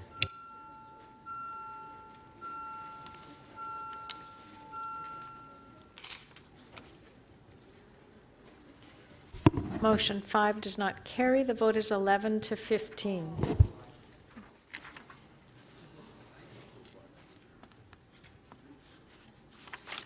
Motion 6, recorded vote.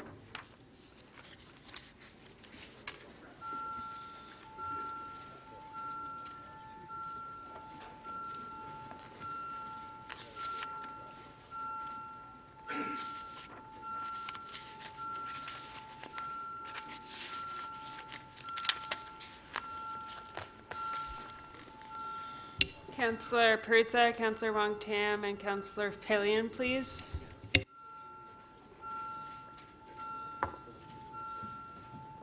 Councillor Perruzza, please. Thank you. The motion carries 22 to 4. Motion 7A, recorded vote.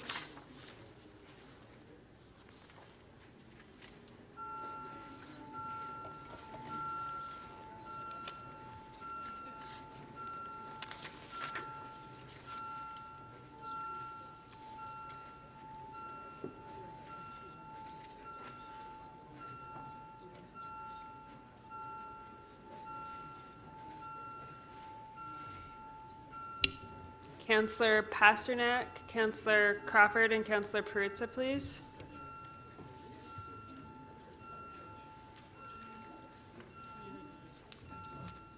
Councillor Perruzza, please. Thank you.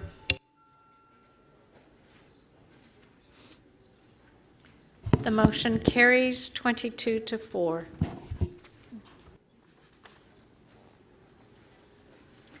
Motion 7B, recorded vote.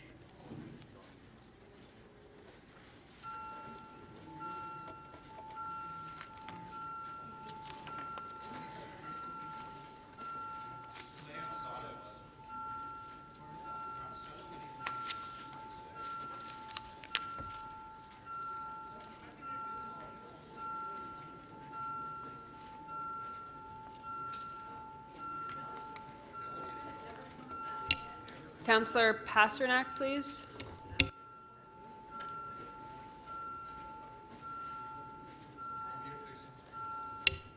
Councillor Pasternak, please. Thank you.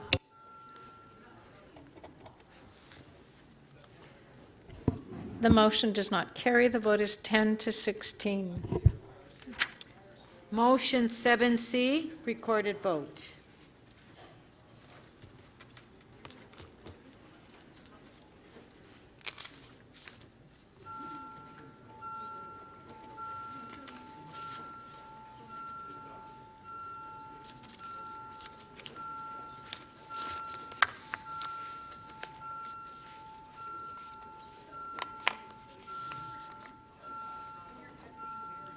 Councillor Fletcher, please.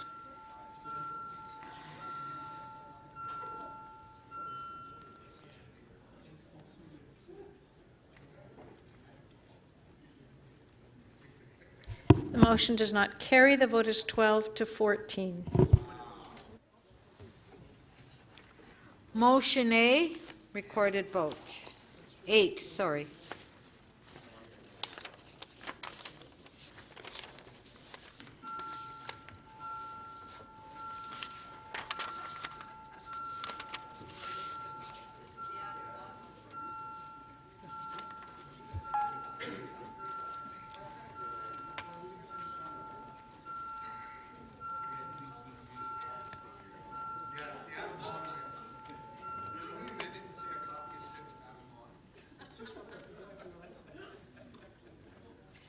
Motion 8 carries 24 to 2.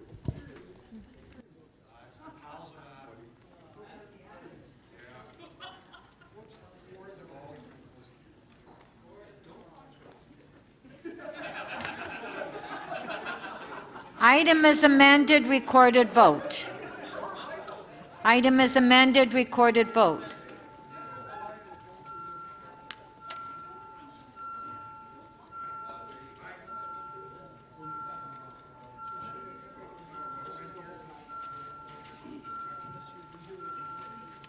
Councillor Mallow, Councillor Thompson, please. Item is amended.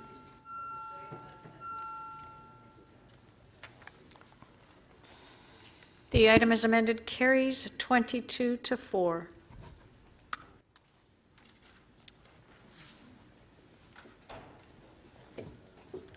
Okay. So we'll go to the next mayor's key item, which is on page 5, IE 1.5, Richmond Street and Adelaide Street cycle tracks. Questions?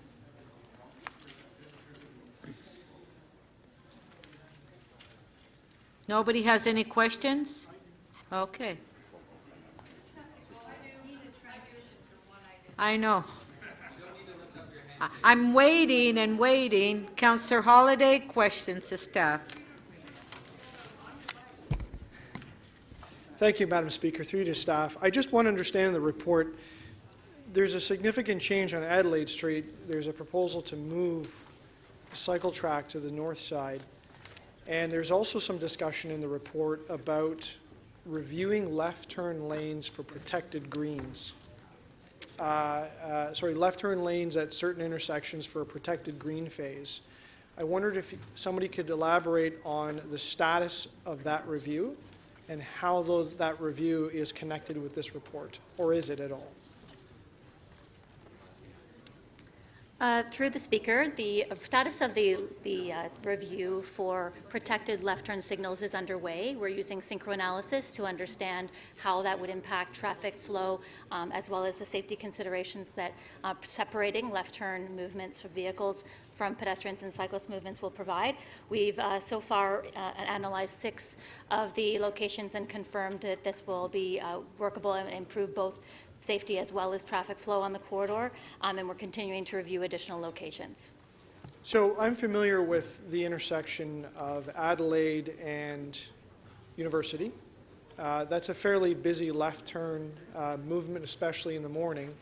Would a dedicated left turn phase offer improvement to the flow of motor vehicles?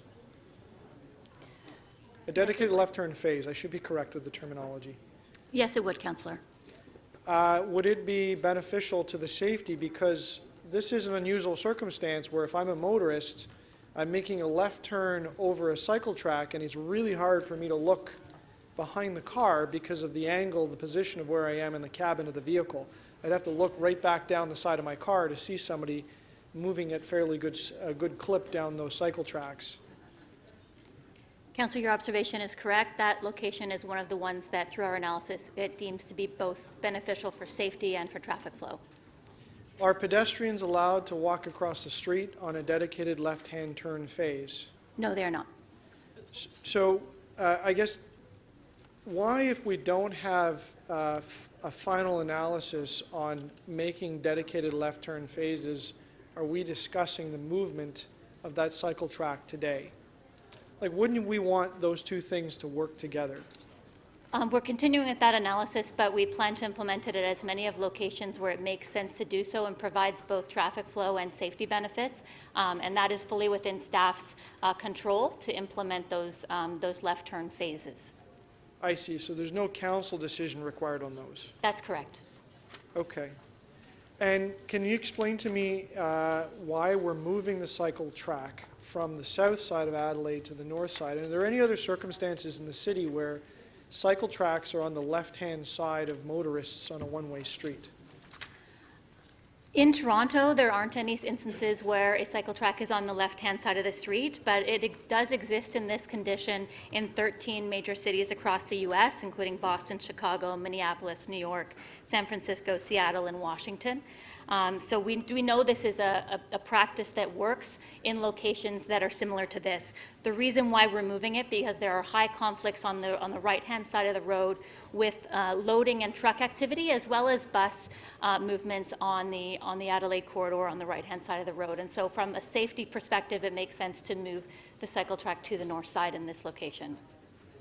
What assurances can you offer council that at these major intersections, these protected greens will be installed? I have to admit, I am really struggling with supporting the moving of these lanes without the comfort that there'll be protected phases, because on the odd occasion that I am a motorist, that seems to me as a very scary maneuver for both myself and the cyclist to try to make a left turn over a lane where it's very difficult to look behind me. Councillor, our objective is to have it be a safe facility. Absolutely, we share that concern. Our analysis to date has shown that we're confident we can have fully protected lefts at University, York, Bay, Yonge, Victoria, and Jarvis, and we're continuing to do analysis at other locations with the objective of providing a safe facility. And why haven't we put those left turn phases in to date? At some of those locations, we have a leading pedestrian interval. At other locations, because the left turn movement wasn't in conflict with the cycle track, it didn't come up as an issue to work through. But it provides us an opportunity to increase safety for cyclists, for pedestrians crossing on the north side, where we have the highest volumes of pedestrians crossing, as well as, incidentally, also in most locations provides through capacity improvements for drivers. Thank you. Thank you. Councillor Robinson. Thank you, Madam Speaker. To staff, this actually was initiated during when Councillor Menon Wong was the Chair of Public Works, so that was well over 4 years ago. Is that correct? That's correct. It was initially initiated as an environmental assessment in November of 2001 and approved by Council in June of 2014. June of 2014, approved by Council. During my term as the Chair of PWIC last term, it was something I was pushing for to get it complete and finalized and up and running. We're seeing that today. I guess there's a lot of questions you see in the media and from the cycling community about the length of time these things take to actually be fully implemented. And so I guess this is an example of something that took a long time, given I pushed for it throughout my term. It didn't happen. It's happening at the beginning of this term. But why do these undertakings take so long that it's way back to when Councillor Menon Wong was the Chair of PWIC? That's a great question. So it was initiated as an environmental assessment study, but because the environmental assessment rules from the province were changing, Council approved implementing it as a pilot for one phase on the western side of the corridor, only from approximately University to Bathurst. After a year of data, staff reported back to the Public Works and Infrastructure Committee with the success of that first phase. And so in July of 2015, Council approved extending it further east from University to Parliament. And so analysis has been done of that phase after it was installed. But we were a little bit longer in coming back on this report because there was construction underway on both Adelaide and Richmond, which didn't provide fulsome data for us to be able to come to you today about both the cycling volumes and the traffic impacts that we wanted to be able to have a comprehensive report on. And so now that we've had sufficient time to report on all of that data, we feel like we can make a recommendation for this to be permanent. Just to address some of the criticism that we read from activist groups, from just cyclers, people who are cycling in the city, as well as the media, what can we do to, when this is a good news story and it's something that's clearly working, what can we do to fast track and streamline these processes so that we can get to the end of the game faster and get them formalized? In this case, I'm not sure it could have gone any faster because of the data collection that was undertaken to prove that this was a successful change. This was a major change to what were car-dominated arterials going east and west in the downtown core, and Council gave staff the time to... Councillor Fetcher, could you... Sorry. Okay. Thank you. Council gave staff the time to fully assess that. In this case, the fact that the staff are now recommending this as permanent, Council has an opportunity to approve some safety improvements with this, and so I think that the advocates can celebrate that. So you're saying there was no way to shorten the duration of this, that all the steps you've outlined were necessary and critical parts of ensuring this is safe infrastructure, and so there was no way to shorten the duration, really? I do believe so, and with the recommendation to move to the north side, we did have design work to undertake as well, so that added to the time. But keep in mind that during all this time, since 2014 and then subsequently with the extension in 2015, we've had a high-performing facility for cyclists that has really changed the way that people can move in the downtown core on a bike. Great. Thank you very much. Thank you.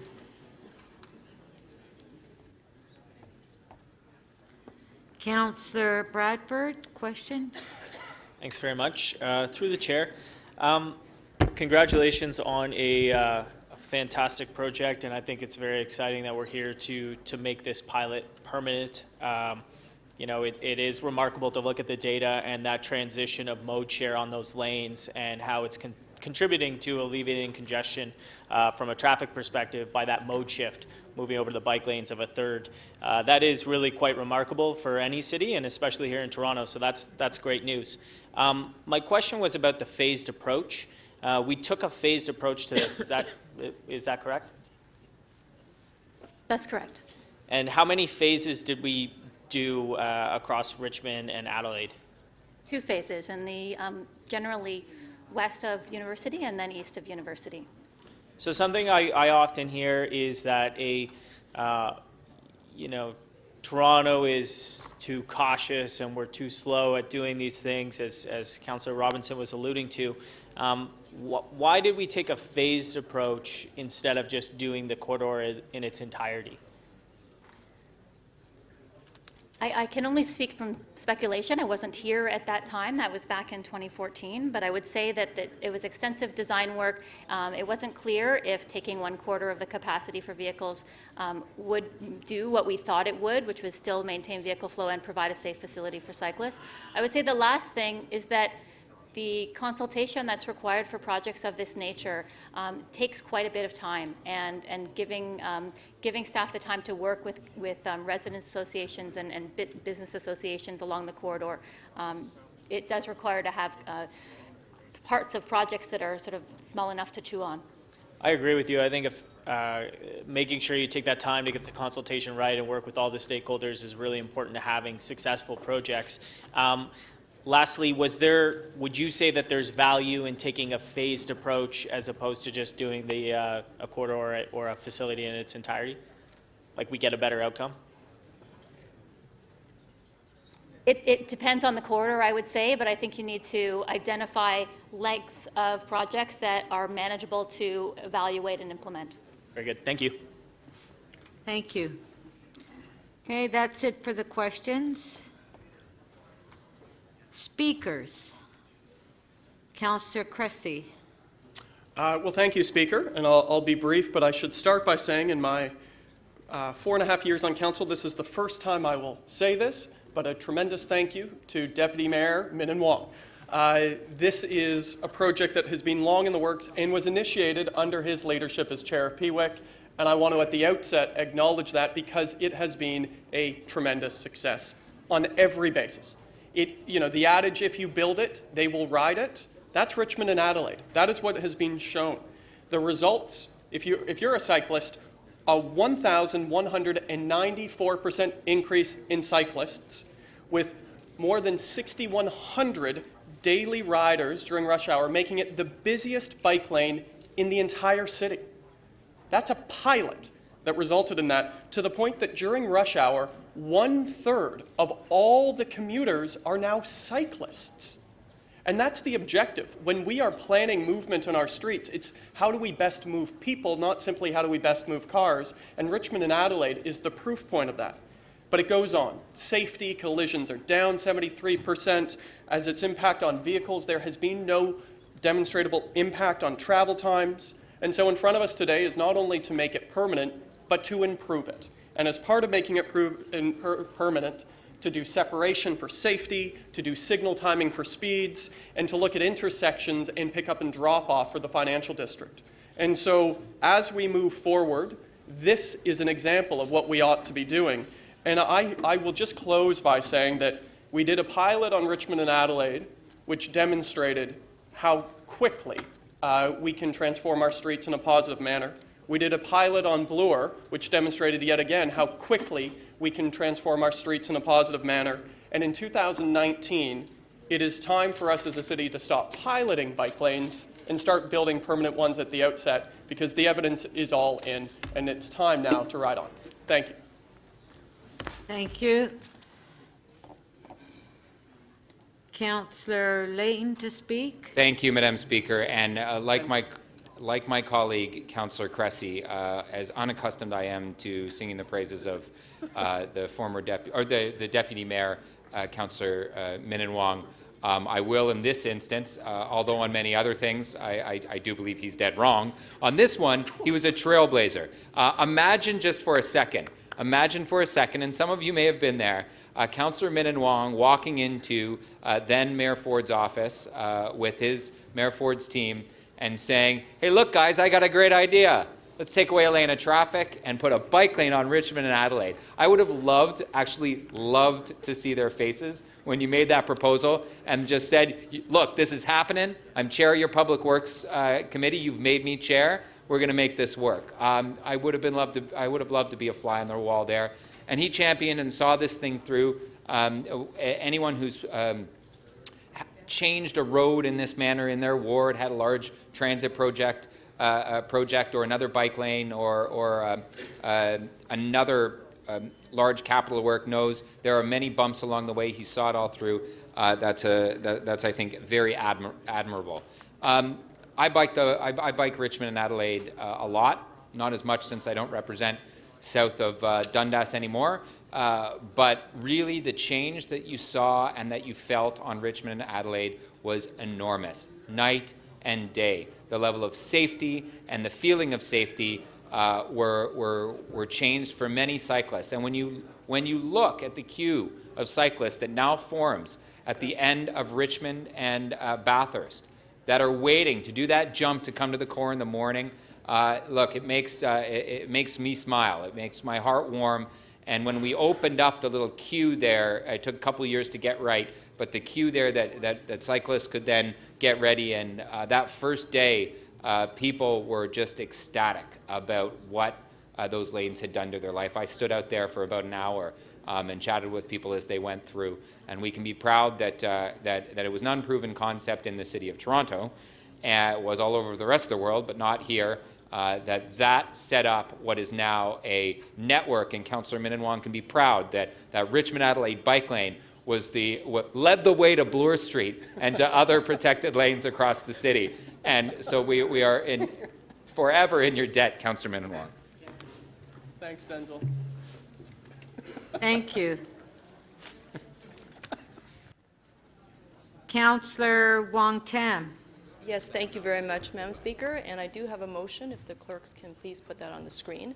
The motion is to ask that the General Manager of Transportation to continue to work with the local business improvement areas through the design of a north side cycle track on Adelaide Street regarding pavement markings, lane alignments, delivery vehicle parking zones, and opportunities to beautify cycling barriers in order to improve the public realm and apply a Vision Zero approach to road safety. And Madam Speaker, I should note that this particular motion I've just put forward is actually embedded in the report.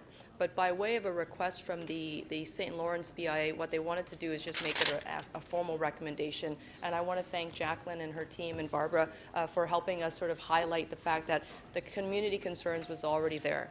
And thank you. So it's a little bit of a tidying up motion. But I also would like to thank the staff for their extraordinary work with respect to initiating, I think, what is a new level of civic dialogue with respect to cycling infrastructure and complete streets in probably an area of the city that would have, I think most people would have said, no way, it could not happen. You cannot cut through Adelaide and Richmond, especially not through the financial district.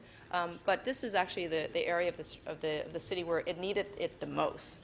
And this is where I need to turn to Councillor Min Wong to also say thank you, because the east-west connections in the city are becoming fantastic, especially if you are a cyclist. So there are some very natural routes as we're building them out.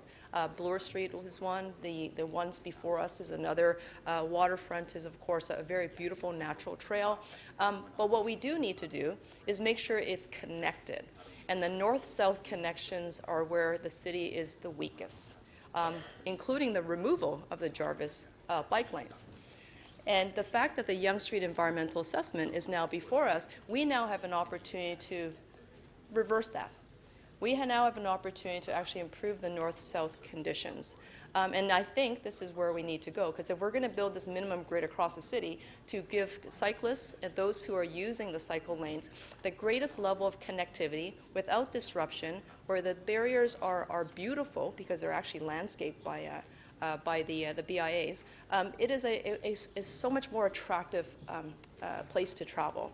And that means that people are feeling safer, they're feeling more confident, and I have heard that even those who are not necessarily the big road warriors that will be the kamikazes of the city on two wheels, they are feeling pretty confident as they take to these separated cycling lanes.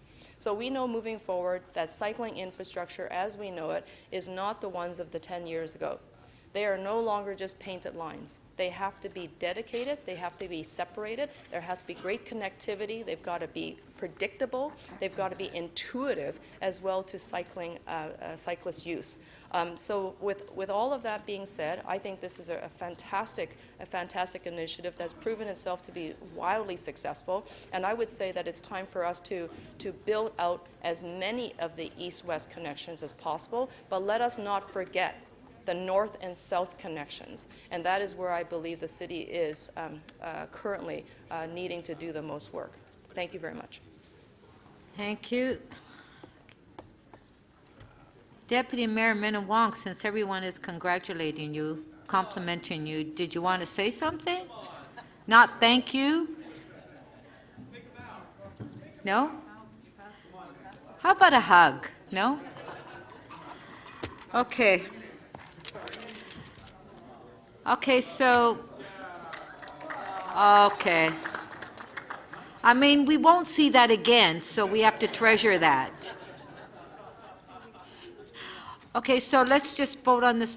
We have, oh, sorry. Mayor Tory. Madam Speaker, thank you. I couldn't resist speaking after that very touching moment we just saw there. I wish, as you said, we may not see again, but I hope we will, actually. I was just going to comment on the fact that I think it was around in 2014, and I had said I was going to be a candidate for mayor, and I was invited to come to a news conference that was being given by Deputy Mayor Minnan-Wong on the subject of bike lanes, and so I expected that I'd be showing at something in which he might be rendering some criticism of some proposal that somebody had put forward, and lo and behold, a few minutes later, I'm at this press conference, I think it was down on Richmond or Adelaide Street, where he's actually announcing with fulsome praise what we're here now making permanent today. And so I want to thank the staff, I want to thank him, and I want to thank Councillor Robinson because she did keep this moving. And I will say, and I'm going to take issue, but I hope in a friendly, constructive way with what I heard my colleague Councillor Cressy saying. I will say that it proved the system can work. It's just we have to find ways to make it work more expeditiously, because I think if you look at the time elapsed from beginning to end, it's too long. Sorry about that. That's my phone ringing. Now, I think the system that seems to have worked, and not in every case, but I think it seems to generally work, is one that sort of says, and this is a bit of an oversimplification, have a pilot, have it operate for a period of time, modify it as appropriate, and then make it permanent. And so I was surprised to hear Councillor Cressy say that we should sort of abandon or move away from that, only because I think to his point that he made, Madam Speaker, we've actually seen that in circumstances where these discussions can start off being very polarized, that on Bloor Street, on this one, on Adelaide and Richmond, that where we have followed that model, where we've done the pilot and listened, as much as I see some of the criticism even rendered at me about when you use pilots, you're not, I thought in one case I think I was even accused of not being a man because we didn't just move ahead with these things. But I think it actually works. I mean, I lived through the experience a week or so ago, and I say lived through it in the sense that it was just interesting to me to go to Thorncliffe Park, and some of our city staff were there, and as was Councillor Robinson and Councillor Minnan-Wong. And there's an instance where there was no pilot, there was no period of getting used to, there was just install it and move forward. And I can tell you the result of that was that we had people there who were, when modifications to it were put, to them after the fact of installation, they said, no, it'd be fine, why don't you just take them out entirely? And I think that was a byproduct of just install it and just tell everybody it's there and get over it. And I know there are people who get frustrated by that, but at the same time, I think this works. I do associate myself with everything that Councillor Cressy said about the success of this in the context both, and most importantly, of safety and reduced collisions and so on, and of traffic and usage of the bike lanes. And I do think that to the comments first made by somebody who got up and made the first comments, it's taken, I think it was the questions of Councillor Robinson, it's taken a bit too long in this case, but I think the model that's used here, not in every case, is a model that works in the context of building at least a reasonable consensus that these things work, that they are a part of transportation in 2019, but that we give them a chance to be proven as something that works, rather than just saying we've decided down here in our infinite wisdom to do it. So there'll be disagreements on that, because I read all the comments of those who say we should just implement the entire map and pass one omnibus motion here.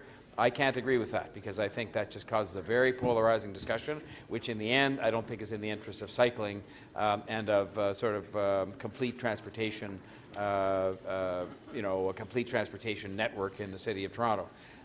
This one, there's been a bit of negative feedback from time to time from people in office buildings and whatnot, but I think that the way we've done it, with a bit too much time spent, has been the right way, and now we're making it permanent. I don't think there's much disagreement with that in this chamber, and so that is the right thing to do, done, in my view, in the right way, and I would certainly be one, not in every case, but on some of these significant initiatives that would see us continuing to do the same thing, to do it the same way, but perhaps do it in a slightly expedited manner, because I think the pilots need not take 3 or 4 years.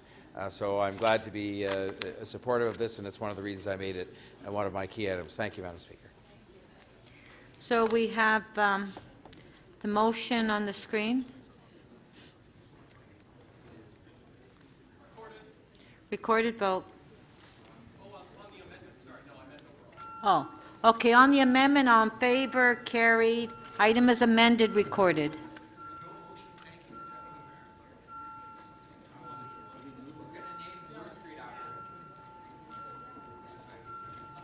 Yeah, this is item as amended.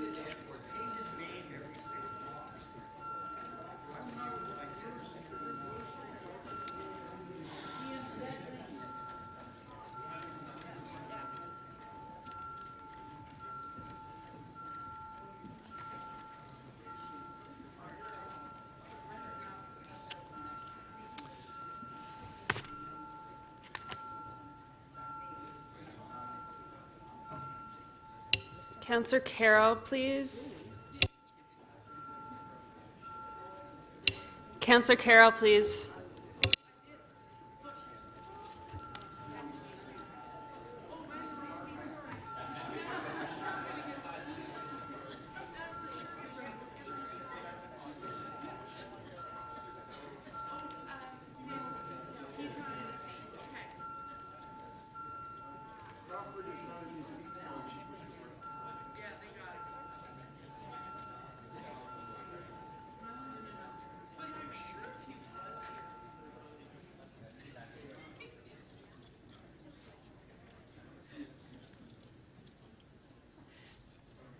The item is amended, carries unanimously, 22 in favor.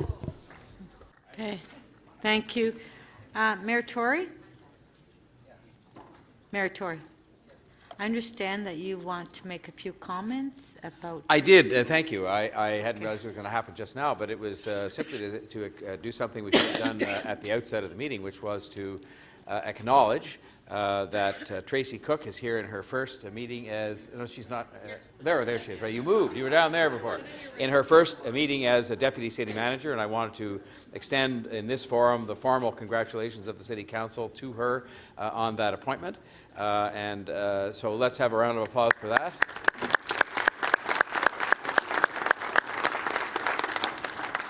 I told her I was at the Big City Mayor's Conference handing around her business card, because she can be undoubted wise counsel on many items, including the ones they were asking about, like Uber and Airbnb. And then secondly, and just as importantly, to say thank you to Lou DiGeronimo for having done such an excellent job while this process was underway, and to...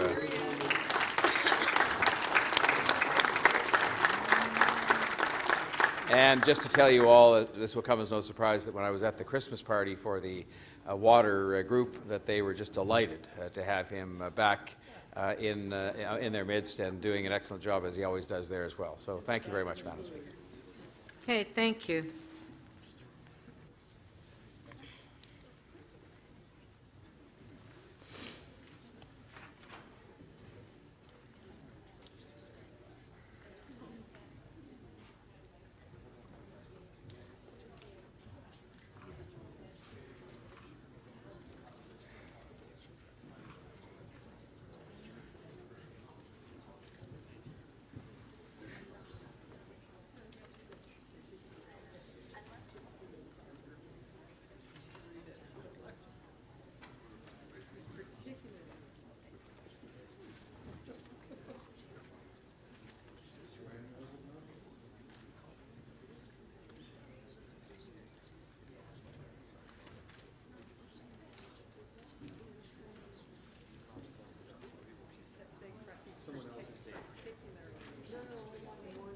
Members, there's another timed item that we voted on this morning, which is on page 5, PH 1.2, and as well as members' motion 2.9. So which is on page 11. So I need to vote to waive referral, yes. On the motion MM 2.9. Okay, recorded vote?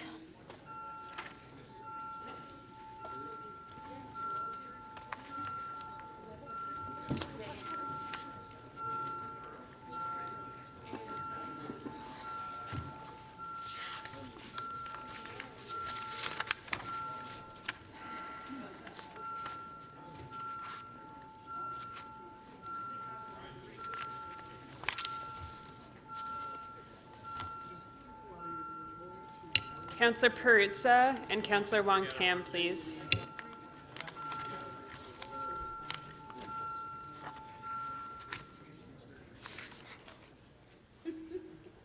The motion to waive referral carries 21 to 1.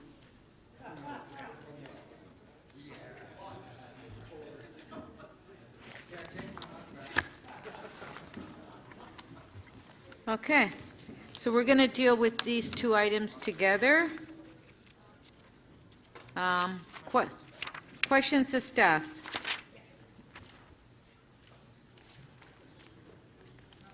Nobody has any questions? Oh, okay. We're doing both at the same time.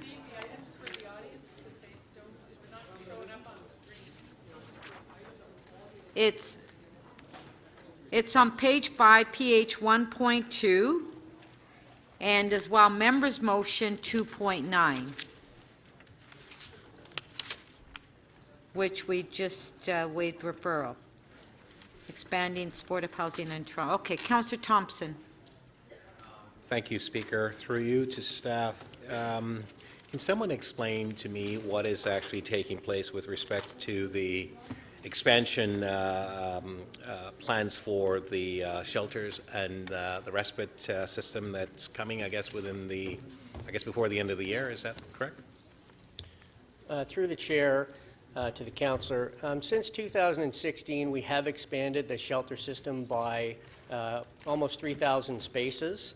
2,200 of those are motel spaces as a result of the influx of refugee claimants into the city.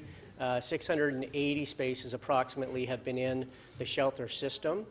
We also are currently going through a process of adding additional shelter beds in the coming 2 years. We added some last year as part of the 1,000 beds. We're adding 400 in 2019, and the remainder, approximately 500 in 2020. Since 16, we've also added 805 respite spaces at 9 different locations, current locations in the city. Okay. So I guess one of the things I think it would be important for us to understand is when I look at sort of our system in terms of the shelter system, shelter is not designed to be permanent. It's you're moving people hopefully into, and the intent is to move into permanent housing and so on. So can you help me to understand how many people have we moved from the shelter system into more permanent housing over, I don't know, over the last year or two? Yeah, through the chair. So our shelter system in Toronto is very large, 65 different locations, and again, 9 respite sites. We serve 25,000 unique individuals on an annual basis through that system. 2/3 of those individuals stay within the system for less than 3 months, and a smaller number stay for a longer period of time, more chronically homeless. In 2018, we assisted about 8,000 people into permanent housing. 8,000, okay. And I realize that as part of our system now, 40% of that system is occupied by new entry into our communities and new immigrants, if you will. And that's part of the federal government immigration system and or process. That has had a dramatic impact with respect to our ability to, I guess, provide shelter for perhaps local residents. Would that be accurate to say? Through the chair, so beginning in the end of 2016, we did see a very significant irregular migration of refugee claimants beginning at the end. We saw that rise through 2017 and really peak in 2018 with thousands of people coming into the shelter system. We have about 2,500 every night in the shelter system. Approximately 18 people arrive a day. And through the efforts of our staff and other services such as Costi, we are housing many of those individuals. So as we move people out into housing, new people are arriving. So at the moment, we're keeping it about even at around the 2,500 mark with a waiting list of 250 people. And how has the federal government been contributing with respect to this increase as a result of their immigration policies and so on? Because obviously this is an issue with respect to resources for us. How much money has the federal government contributed to the shelter system or our programs? So since in 2017 and 18, the city has paid in excess of $64.5 million. We have received, working with the federal government, $26 million for the 2018 budget season. So $15 million you would have seen come. There was a release last week, and $11 million earlier in 2018. Right. And I don't know if you had mentioned this, but we added the 1,000 new shelter beds. Is that correct? And how much money did it cost the city for this addition? So City Council approved 1,000 shelter beds over a 3-year period. Right. The capital cost was $178 million. And I think we said this earlier on, how much are we spending annually with respect to our efforts to deal with the homeless issues that is facing the city? Through the chair, in 2018, our gross budget for homelessness was $260 million. The proposed budget for 2019 is $313 million. Thank you. Thank you, Speaker. Thank you. Councillor Holliday? Thank you, Madam Speaker. My questions are for the solicitor. And it's a little taken aback at this notion of creating or declaring an emergency. I wondered, is the Emergency Management and Civil Protection Act that we fall under, could you provide me comment about what the definition of emergency is, or at least the intent of the act to define an emergency? What is it?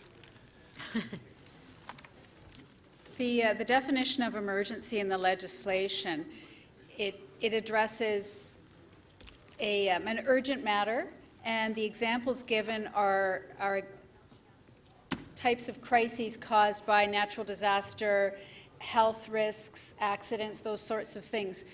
But more importantly, a declaration of emergency under that legislation and our bylaw has just a couple of consequences, really. What it does is delegate all of council's power to the mayor, and empower the mayor then for a period of 30 days to address the emergency, to do anything that council could do to address the emergency. And it also empowers a small group, or actually it's a fairly large group to be frank, of city staff to also do things that they would normally require council authority to do, such as spending amounts of money that are in excess of their delegated authorities, to address the emergency over that 30-day period. That's what a declaration of emergency means under our bylaw and under the legislation. But that's only in that context. There is no, certainly no harm in council recognizing homelessness as a very serious crisis and an urgent problem for the city.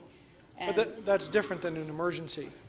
that's different than a declaration of emergency under our bylaw, yes. Now, I know this is not you that does this, but you could, because you're up, we prepare plans and we recognize emergencies in those plans and we risk assess. Would it be fair to say that those are issues of acute urgency? An explosion, a terrible fire, some kind of natural disaster, catastrophe that's happened. That's what the Act was intended around. That's what our plans speak to. Am I paraphrasing correctly? That's correct. Under the Act, the Council was required to adopt a plan. Council adopted a plan which is designed to address those sorts of things. Now, could we characterize homelessness as a systematic issue? A very serious one, but something different than an acute occurrence which is contemplated under the Act. I would say the two are different, yes. So the effect of declaring an emergency, that gives some powers to the mayor, and that would position council and the executive body here in a position to deal with an acute situation rather than a systematic one. Is there any benefit in this context of homelessness to declaring an emergency? Under our bylaw, a declaration of emergency is for situations where council cannot address a problem. Because of the time constraints. So the power of council is delegated in its entirety to the mayor for a short period of time. So it's for situations where the normal process of bringing reports to council and having debate about serious issues is not appropriate. Now that's just under the bylaw. There's certainly, I'm not suggesting that it would be inappropriate for council to recognize the fact that homelessness is an emergency, as that term is normally used in the English language. You said I'm giving you a technical legal definition under our bylaw. It's set up in a way so that council can deal with something that it normally cannot deal with. So could council do all kinds of things to try to address the issue of homelessness in the city during the normal course of council, thereby making the declaration of an emergency an inaccurate or an inappropriate path to take? Yes. Okay, given that we're in the business of trying to promote public confidence here, would there be a downside to getting in the business of raising social issues? I mean, look, you know, the fact that we didn't collect all the revenue that we thought on the municipal land transfer tax, maybe that's an emergency in my eye. You know, would we be ill-advised to get into the business of declaring emergencies every time there's some kind of grand problem in the city that could otherwise have been dealt with or still could be dealt with by council through its normal course? It would be my advice that the power to declare an emergency under our bylaws should be reserved for the sorts of situations that I've described. And under this process and under this law, how is an emergency resolved, wrapped up? You said something about 30 days. At the end of the 30-day period, so the mayor would declare the emergency and can terminate it at any point. At the end of the 30-day period, council can extend it. Thank you. That was No. your last question. No. Thank you. Councillor Perks. John? Thank you. If we wish the provincial and subsequently to the provincial government, the federal government declaring an emergency, is there a relationship between us having done it first and then them doing it? No. No? So They could certainly do it without us having done it. they could, Yes. but is it typical that a municipality would declare an emergency and then the province would say, yes, this is an emergency, and then bring their powers into? That often happens, doesn't it? That could happen. That could happen, but it often happens, doesn't it? The powers of the province to declare an emergency are very similar to the cities, although they're somewhat narrower, frankly. The power is delegated to officials at the province, and it's much more prescriptive. It's quite clear in their legislation that that power is granted for the types of circumstances that I've described, the very short-term urgent issues to deal with Right. a natural disaster or So, an and accident. when you were describing those, if I heard you correctly, you said something that was urgent, something that had, what was it, a health risk or a health? The examples that are given, and I don't have the statute, I'm not reading from the statute, I do have it here, of course, but the examples that are given in the legislation are things that are caused by natural disaster, disease, accidents, those sorts of things. Yes, but when you were describing that before, you gave some criteria. You said that it be urgent in nature and that there be some kind of a health, I forget the phrasing you used. Those are the 3 examples that I did give last time. So what was the health one? You said there'd be some kind of health consequence, or? I can read it, actually, if Please. that's helpful. The definition, though, the definition of emergency, I think.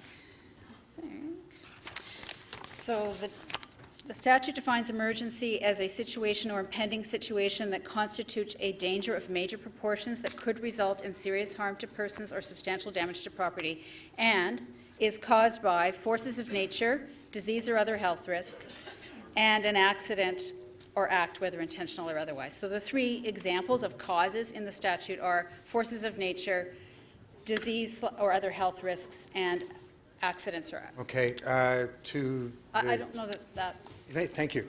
To the Director or General Manager, SSHA, are there serious health risks associated with being homeless? Through the chair, yes, there are. If we are unable to meet the council objection of having 90% occupancy as a maximum, and in fact, in some nights, turning people away, is that an urgent matter? Through the chair, we do consider the matter urgent, yes. Okay, thank you very much. Back to the, I don't know actually who would know this. In order to get the federal government in, we have to get the provincial government in for an emergency. That's the way it works. The federal government can't do it unless the province first does. Do I understand that correctly? No?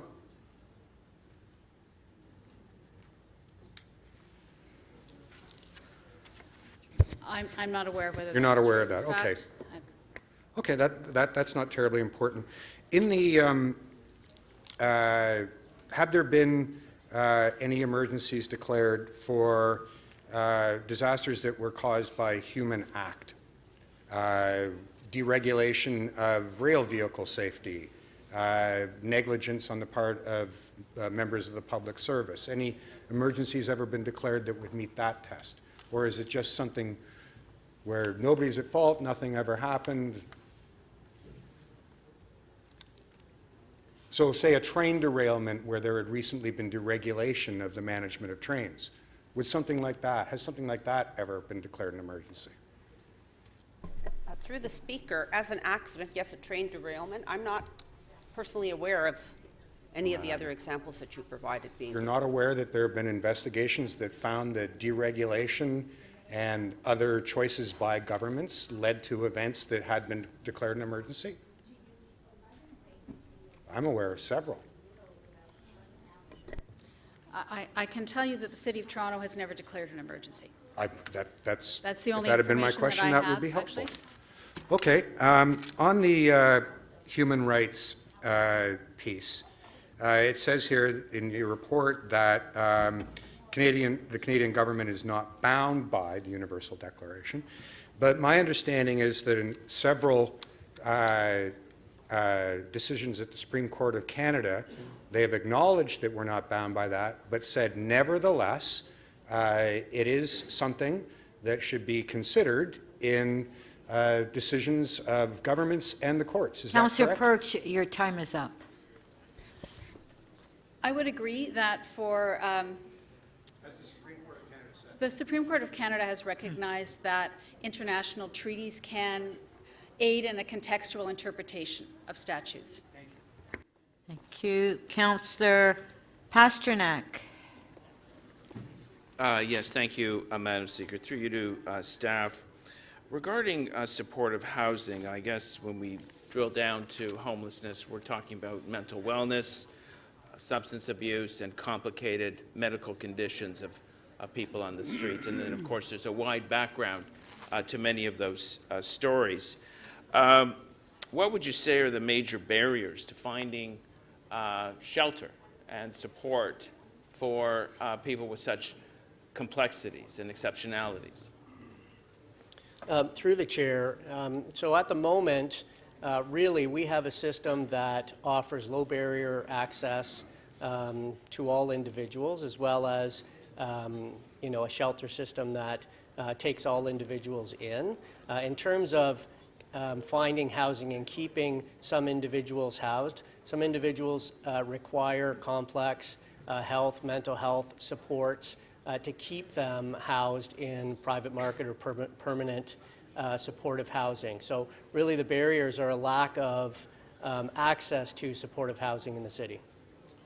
Now, we've heard the solicitor say that under the Emergency Management and Civilian Protection Act that we're giving extraordinary powers for about 30 days.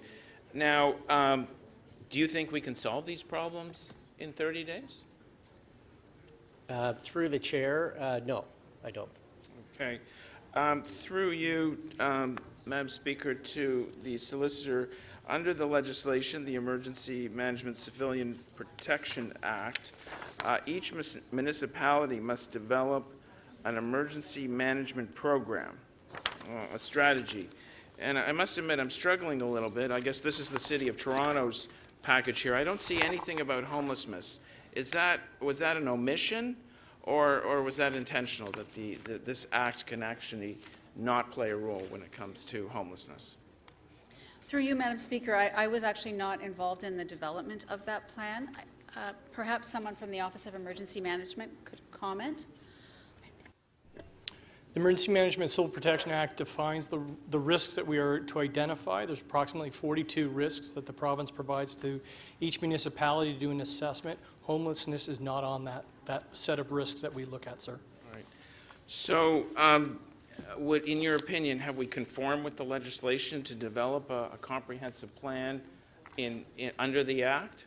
Have we met all the requirements? Annually, the City of Toronto is required to submit under the Emergency Management and Civil Protection Act compliance under the Act, and we've received compliance under the Act every year as it relates to the program, the plan, and the bylaw.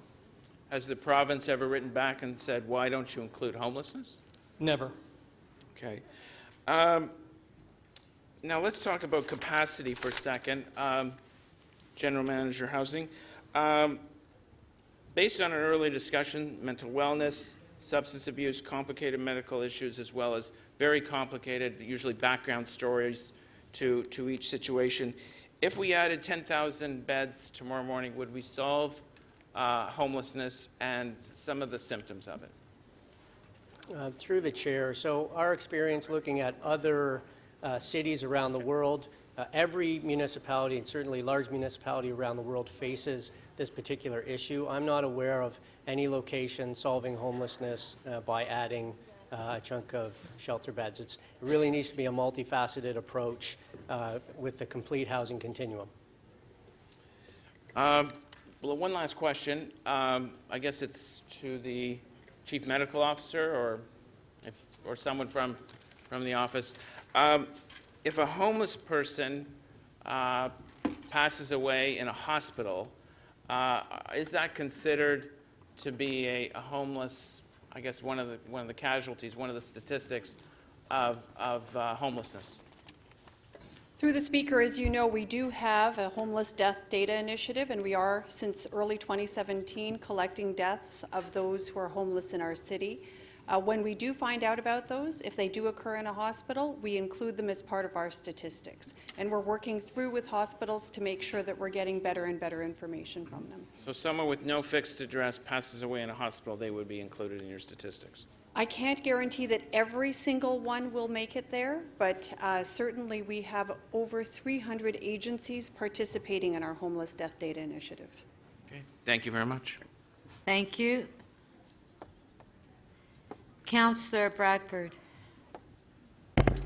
Thanks very much. Through the chair to the GM of SSHH, do you have a number of how many requests for housing support we've made to the provincial and federal governments in the last term of council? Through the chair, I wouldn't have a specific number on that, but we have worked over the years with the provincial and federal governments talking about this particular issue. Do you believe that there's anything that we should be doing to elevate that that need and conveying that urgency to the provincial or federal government, or are we doing that? Through the chair, council identifying a target of 18,000 supportive housing units over 10 years last term was very helpful. And in our report, we have made a recommendation to look for funding from the provincial and federal governments for those units. So we're sending that message. That's correct. The report here that I have, it suggests a declaration of a state of emergency on homelessness wouldn't necessarily be the most effective way to actually address homelessness. That's what it says. Do you have a sense of what you would say is the best way to actually make a meaningful impact on reducing homelessness? Through the chair, as stated earlier, I think really it's a multifaceted approach, directing resources to all manner of the housing continuum, right from eviction prevention, supportive, transitional, affordable, social housing, different health, mental health, and addiction supports supported through the healthcare system, many things like that. Do you have a sense of how many shelters do we have that are funded and approved but not yet open? Through the chair, currently we have 65 shelters operating in the city. We are looking at bringing on another 9 or 10 in the coming 2 years. Just some questions to the city solicitor. What was the criteria that we used to determine what constitutes a housing emergency, and what are the thresholds, and when was this act written? The definition of emergency is the one through you, Madam Speaker, the one I read when I was responding to questions earlier. So that is essentially the criteria. Mm-hmm. I actually do not know when the statute was originally enacted, but I'm checking. Okay. So it looks like it was prior to 1990. Okay. So it's been in force for quite a long time. Okay. Our bylaw, though, was updated a number of years ago. So one of the challenges here is the definition, what we're talking about, doesn't meet with that act. That act is from 1990, said, so there is quite a bit of time there. Maybe that's something that the province could look at, but that would be up to them. What can we do to stop rent evictions? Like, this is a big challenge a lot of people are dealing with, and I don't know if that's city legal or bylaw. It's a huge issue, mm-hmm. And I feel like a lot of stuff happens, non-disclosure agreements with tenants not having the opportunity to come back into their spaces, challenges with rooming houses. Do you feel like this is the way to address that, or are there things that we... Declaration of emergency? Yeah. No, I don't really.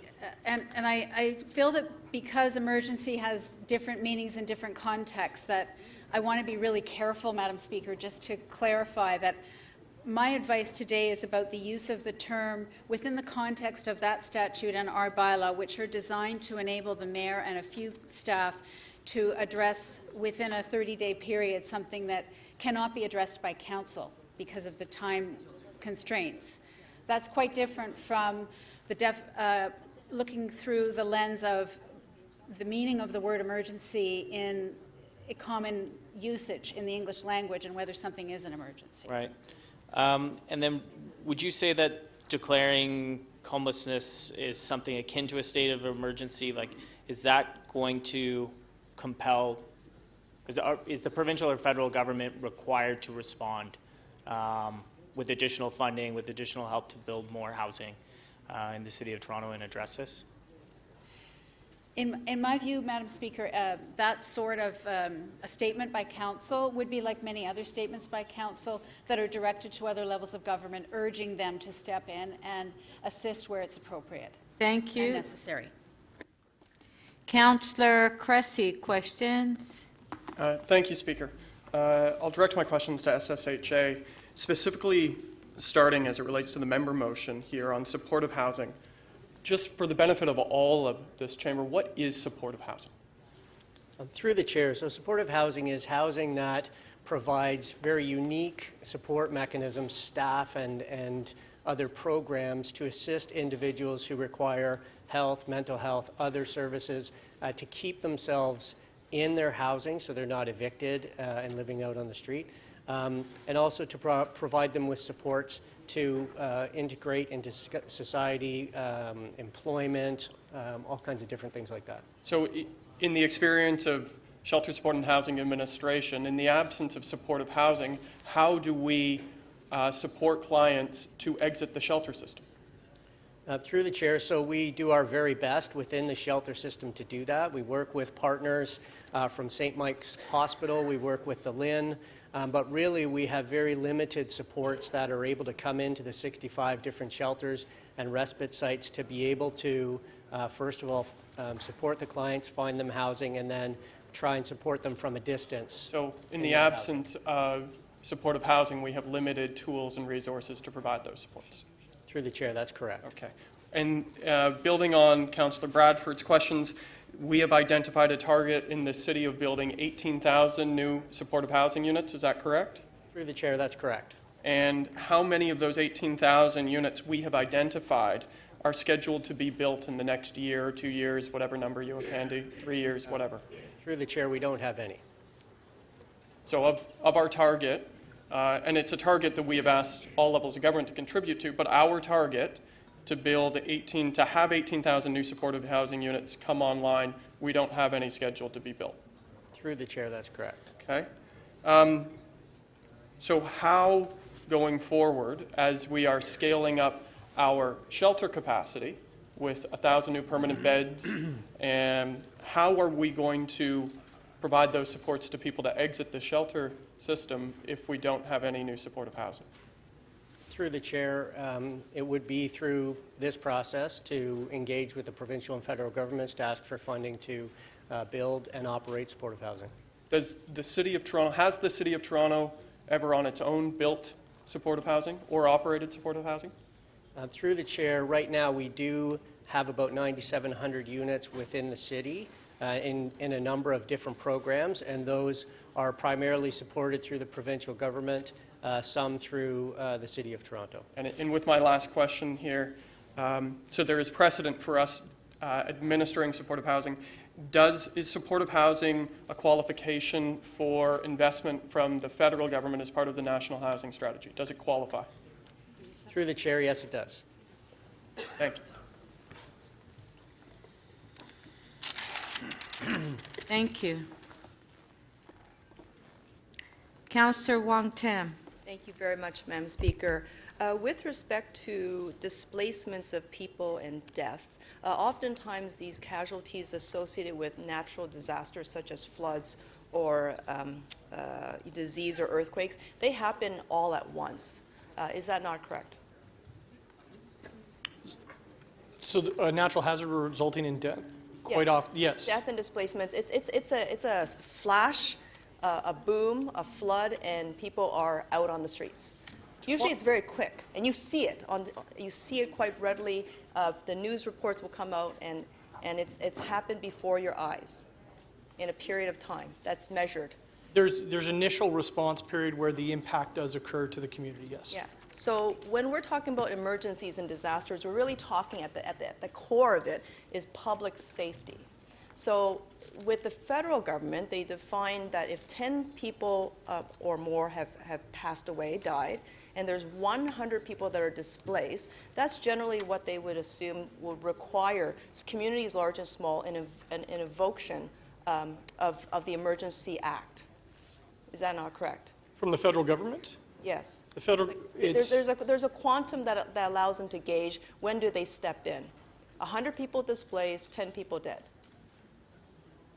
My understanding of the way the Emergency Management Civil Protection Act, and we work inside that, is our request needs to go to the province first and then to the federal government, not vice versa. Yes, thank you. But at the end of the day, it's about mass displacement and death. Are people in harm's way? Are they safe? So the question before us is, well, here's the question, I guess, to you, Paul. How many people currently in the City of Toronto are displaced? They have no home. sleeping rough in shelters, in laneways, on the street, in respite centers? The number, please. Through the chair, approximately, through our street needs assessment, approximately 8,000. 8,000 people in the City of Toronto are displaced. And how many people die every year, approximately, due to homelessness?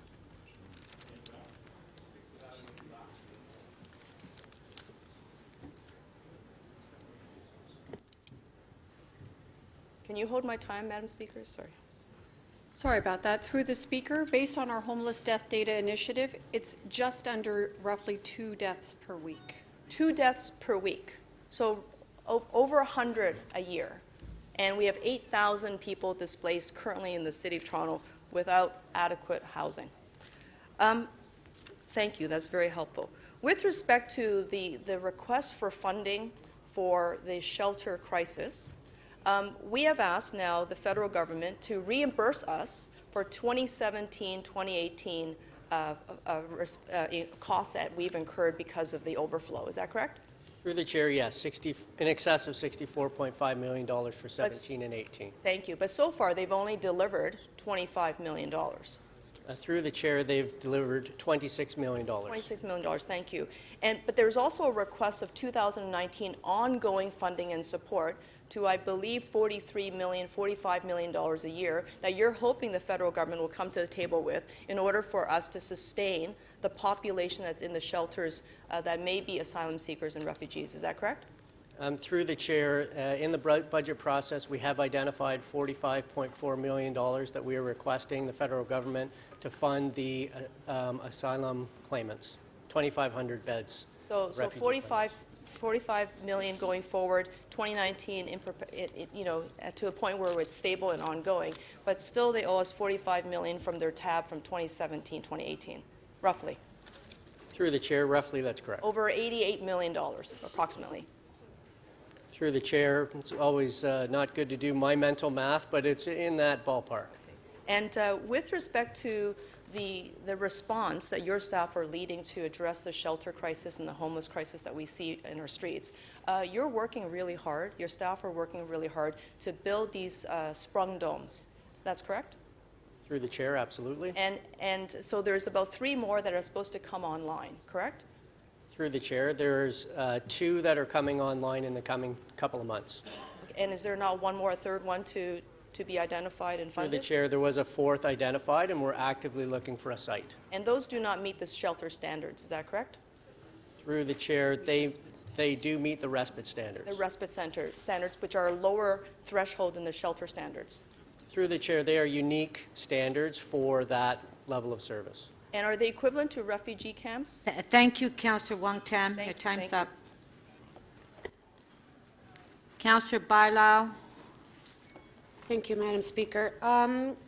Through you, I'm a little bit confused because the report that was produced by staff to us says that there's 500 units planned in 2019 of supportive housing. Through the chair, the existing Homes for Good program that we have going on at the moment, we're looking at targeting taking care of 2,000 people through that program. The broader strategy of the 18,000 units hasn't started yet.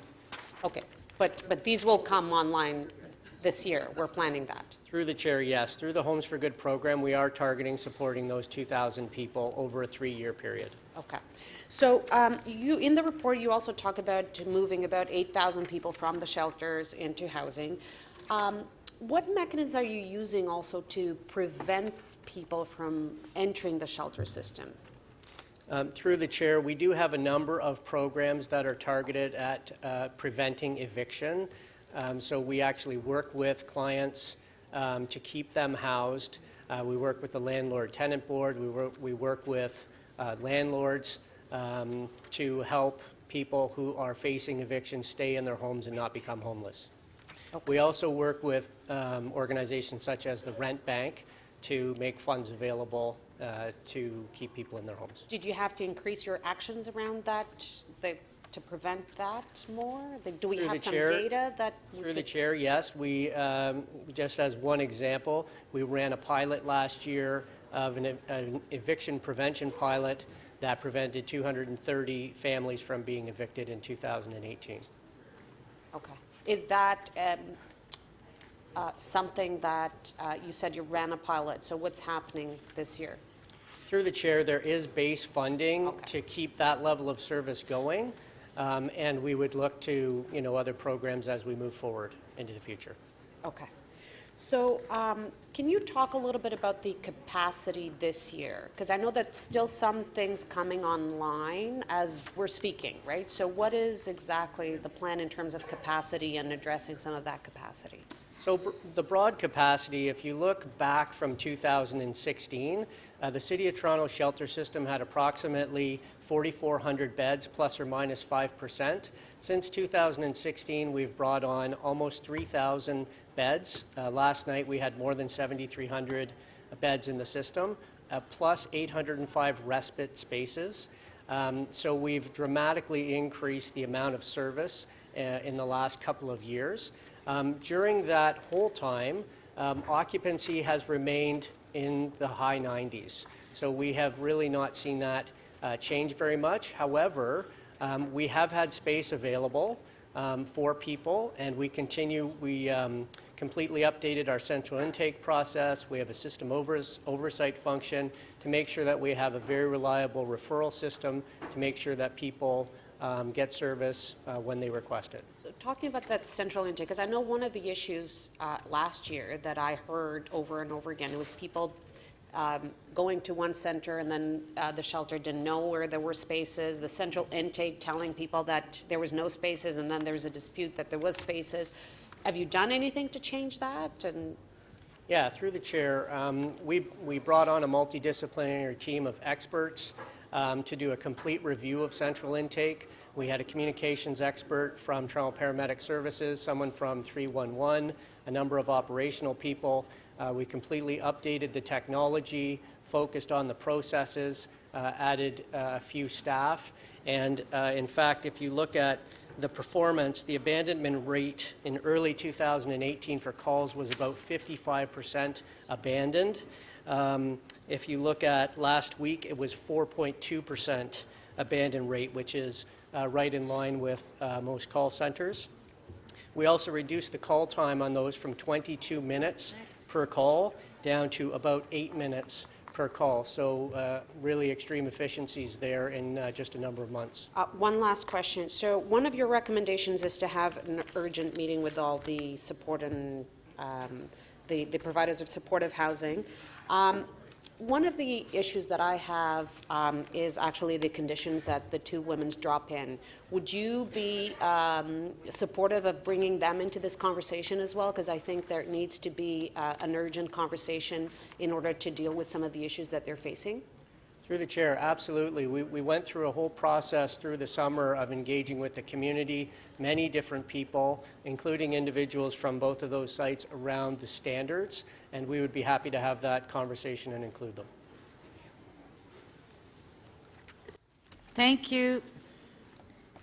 Councillor Cressy to speak.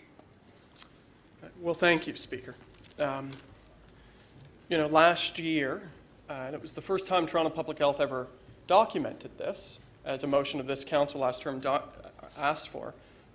We identified that more than 100 homeless people died in the city last year. And in the last 2 weeks, we've had 4 homeless people die in our streets. And as we open new sites, whether it's respites and domes and structures and shelters, they're full the day they open. And so this is, in my mind, a crisis, an emergency, a disaster. It was in 1998 when council said it was, and sadly it's got worse. And so I'm kind of enough for all of us, for all levels of government, enough. And by that I mean it is time for all of us to use every tool available to end homelessness. End homelessness. That it's not a dream, it's not a tagline, it can be done. We have an absolute necessity as a city to care for the most vulnerable and ensure that there is shelter at all times. But we also have an absolute responsibility and I think we need an added focus to ensure that while there must be the entrance into the shelter system, there has to be a pathway out. And there has to be a pathway out of the shelter system and into housing, because unless we get that right, we are not ending homelessness. We're not. And in 5 years or 1 year or 10 years or 20 years, we will have another debate as to the scale and the need to deal with this as a crisis and an emergency and a disaster, and call it what you may. And so in a city, 1/4 of adults now live in poverty in Toronto. It was 1 in 10 in the 70s. And we have 9,000 people who are homeless every night, and the surrounding municipalities around us do not do their fair share, which places additional challenges on us. And so we as a city since 2016, I remember the big debate last year around the armories. We as a city in the last 3 years have scaled up on the emergency response side. 2,500 new shelter beds. We've gone on the respite side from 150 to 800 spaces. We are in the process of opening 1,000 new permanent shelter beds. And meanwhile, as we scale up, the spaces are filled. It continues over and over and over again. And meanwhile, as we scale up on the emergency response, nobody can get out because we are not providing a pathway out. And so, in this term of council, to me, that is the focus, and it has to be the focus. And it's why I have a member motion here around expanding supportive housing, because just enough. We have 15,000 people on the waiting list for supportive housing, and we have 9,000 people who are homeless. So those homeless, those who are struggling on our streets, can't get out of homelessness. So are we here to solve homelessness or not? And I'll tell you, when you go and you spend time in our respites and you spend time in our shelters, and all 3 of the domes coming on board are currently in Ward 10 in my ward, and let's work to get that 4th location up, and if it's in Ward 10, wherever it needs to be, so be it. But when you go and you talk to people in our shelters and respites, you know what they tell you? We want housing. We want a pathway out of this because there is not enough dignity in a shelter. It's a shelter, it's not housing. And so let's just end homelessness and not have it as a tagline. Do the federal government, do they have a responsibility? Absolutely. They have let us down for 30 years. 30 years they let us down. When we had our Housing Now conversation, the reason we didn't have more money to bring to the table like we had in the 70s, the 60s, 70s, and 80s is because we had federal money then. So where is the national housing strategy? Not in 5 years, but today. The province and new government has to be at the table. They have to be. And our role as a city is to also have this conversation about supportive housing, because otherwise, next year, we're going to have the same debate. And the year after that, the same debate. And just as 30 years ago, 20 years ago when we declared an emergency, in 10 years we'll have the debate again. And so, is it an emergency? Yeah, it is. But should we solve it by seeking to end homelessness and focus on supportive housing? We should. That's right. Thank you.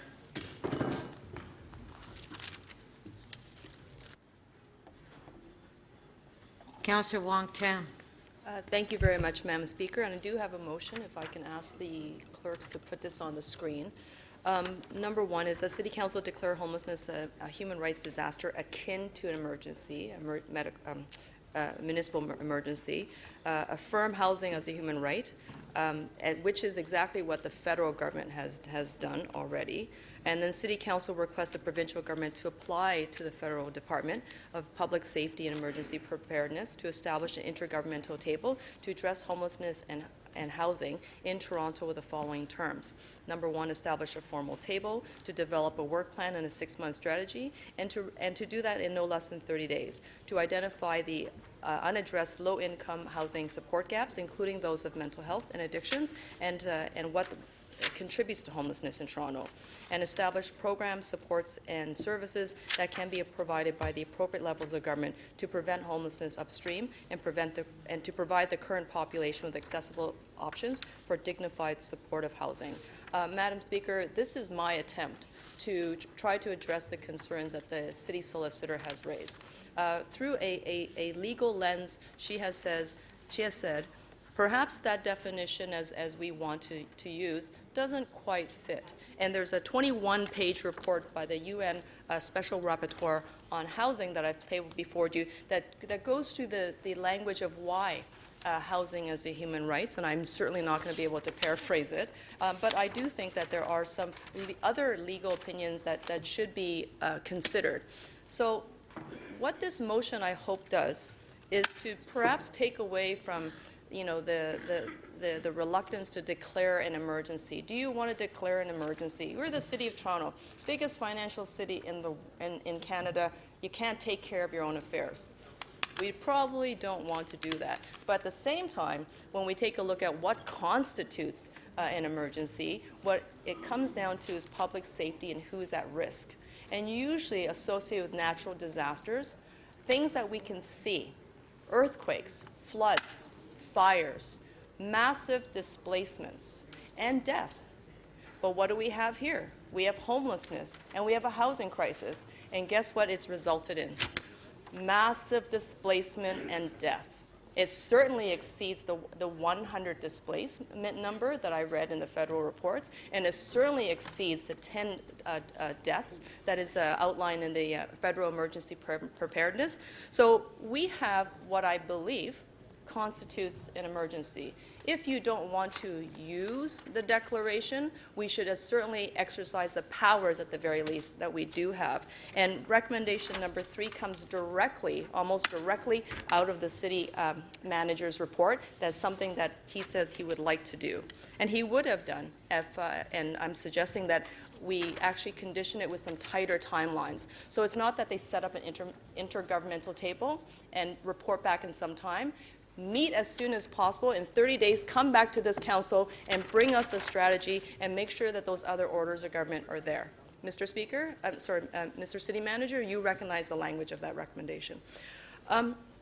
We are trying, and I want to just recognize the hardworking staff, SSHA in particular. You folks have been on the front lines of this. And I know that the city workers are bending over backwards to try to deliver the service that this community needs, those who are most directly impacted by the lack of housing. I'm also aware that the frontline workers are burnt. I know there is a depletion of the morale. I have spoken to them. They've reached out to me. They don't know what to do. And they're starting to speak out. Even those that actually work in government, they cannot stay quiet any longer. And this has nothing to do with the fact that you haven't tried, because everyone has tried. But the crisis that's before us, the human disaster and the loss of life before us, is so much bigger than what the City of Toronto can handle. By way of just answering the questions, have we asked the federal government to compensate us for the refugee and asylum seekers that we're currently housing in our shelters? Yes, we have. They still owe us $88 million, and we started paying the bill in 2017, and we've been asking, by the way, are you going to fulfill the tab? They haven't quite responded. So these drips and drabs of 15 million and 11 million is not cutting it. And at the same time, the crisis continues to rise. We are just in over our heads. So I don't see a way out of this unless we actually bring every order of government to the table and the fullness of government with the power of government to actually address this. And, Madam Speaker, that's what my motion, I believe, does. Thank you. Thank you. Councillor Perks to speak. Thank you. Members, I urge all of you to support Councillor Wong Tam here. The fundamental question for us is, when does the society mobilize? When do you put down your pencils and stop working on whatever you were working on and get to work in dealing with an emergency? When do you put certain public policy issues to the front of the line? When do you say all of the senior public service at the City of Toronto, at the Province of Ontario, and the federal government get in a room and figure out what you can do on an expedited basis? We do it when we go to war. We do it when there's a major natural disaster, and we've developed mechanisms for saying, pencils down, get to work on this. And no, in previous legislation, we didn't imagine homelessness as being one of those moments when we mobilize our resources as a society and say something must be done. Not over 10 years, not over 20 years, not even over 5 years, but now. Get the best thinking in the room. Tell people budget is not your primary concern. Tell people bring every conceivable idea you have to the fore, and then mobilize the forces you need to do it. Tell the public service, go and buy up some hotels, or go and expropriate some properties, or do any number of other things that you could do if you really thought this was the most important thing in the City of Toronto right now. There are a lot of important public policy issues. I know that. And there are a lot of things we have to do for the long term. I can't think of another one where literally thousands of Torontonians are facing what our staff said was an urgent problem, what they said is a problem that puts people's health at risk, and what they said is killing at least two Torontonians a week. It is an urgent crisis. And yes, it might be the time to do something new and different. There wasn't always an Emergency Powers Act at the federal or provincial or municipal government. We learned we needed to do that when certain kind of crises arose and we were unable to deal with them. Well, we're in the middle of that right now. Our neighbors, our family members, our friends are losing their homes and dying on our streets. That means it's time to stop doing things the way we usually do them. I don't fault our public service. I don't fault them for a second. We tell them, bring us back a budget somewhere around the same amount of money that you had last year and do better. And we tell them that every year, and we've been telling them that every year since amalgamation. Of course they're not doing much better. Occasionally we'll say, here's an extra $5 million or an extra $10 million. We'll find you some land in a park and let you build a dome. That's not acting like there's an urgent crisis that's killing people. That's not acting on the advice of our shelter, housing, and support staff or our medical officer of health. We could decide today here to do something new.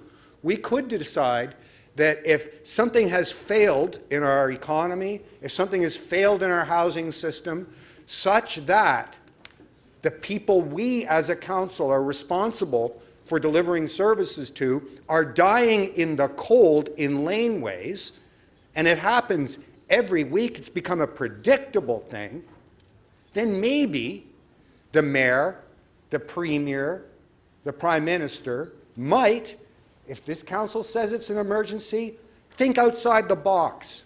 They might say this is the most important thing to do. They might say, you know what? We can liberate a few more dollars. We can bring in some expertise. We can actually try to act as if this isn't a long emergency that never gets better, but a short emergency that we can make better.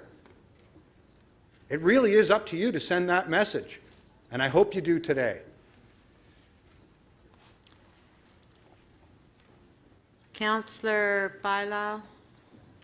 Thank you, Madam Speaker. I would like to move the recommendations contained in the supplementary report, and I have another motion as well, a second motion. So the recommendations in the report call for an urgent meeting between staff and supportive housing providers to identify short and medium-term actions. And it also requests federal and provincial governments, as part of their 2019 budgets, to commit capital and operating funding to support the creation of the 18,000 units. And the other motion I have is actually to, in the addition to just have the supportive housing, I think it is really important to get Sistering and Fred Victor, who operate the two women's drop-in programs, to the table as well to deal with many of the issues that they're dealing with. You know, I went back and read the report, and you know, this is an issue that has been at the table for many, many years, for 20 years. Some of the names of many people involved advocating on this issue continue to be the same. People continue to bring to the attention to this chamber the severe conditions of people out there. And we have increased shelter capacity, and we have respite centers because they call for respite centers, and so we have now lots, of them. I very often said in this chamber that every time we open shelter beds and every time we open respite centers, I think the city's failing. Because I agree very much with the comments that were made by Councillor Cressy. I think what we need to provide is housing.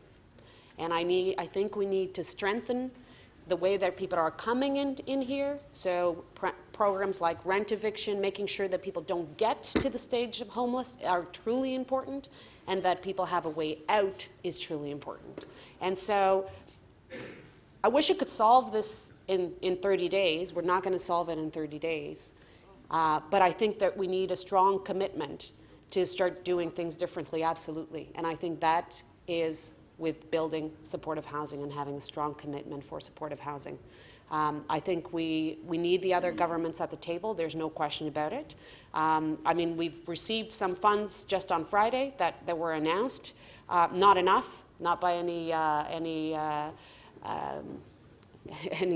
need, that, especially in comparison to the need that we have. But I think that we all know that this is a responsibility of 3 levels of government. And some people call it a crisis, some people call it an emergency, some people call it an urgent situation. The only thing that we all agree, is that this is not the way that we want to see Torontonians living, and that we need to do better. And for that, it doesn't matter what you call them, it means the actions that we're taking, and the housing that you're building, and the funds that you're supporting, and how you're bringing people to the table. Thank you. Councillor Matlow? I rise in support of Councillor Wong-Tam's motion, and I put a lot of thought into this because I empathized with the mayor's position about the reservation about using the word emergency in the context of the sort of the definition that our city solicitor was using.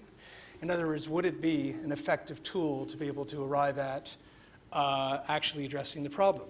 And based on the advice that the mayor was receiving, I think he arrived at, a very reasonable conclusion.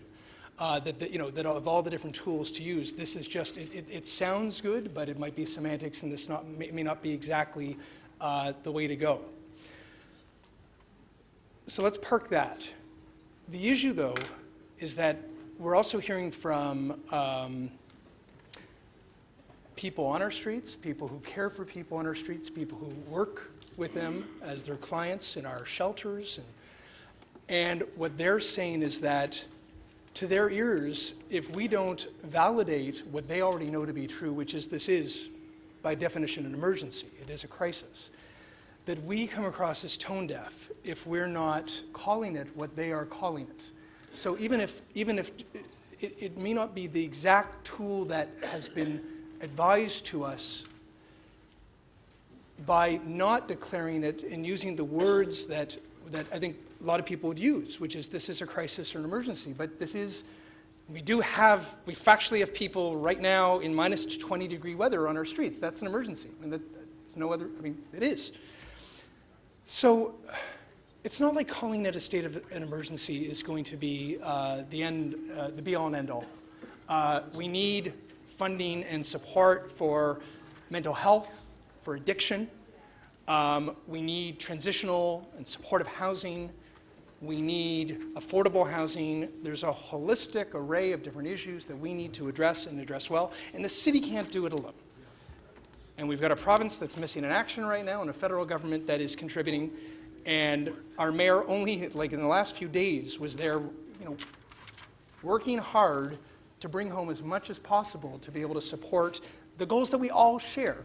So we're not debating today whether or not we believe this is a crisis that needs to be addressed. I don't know of any single one of us that disagrees with that statement. It's should we, exactly what tools we use.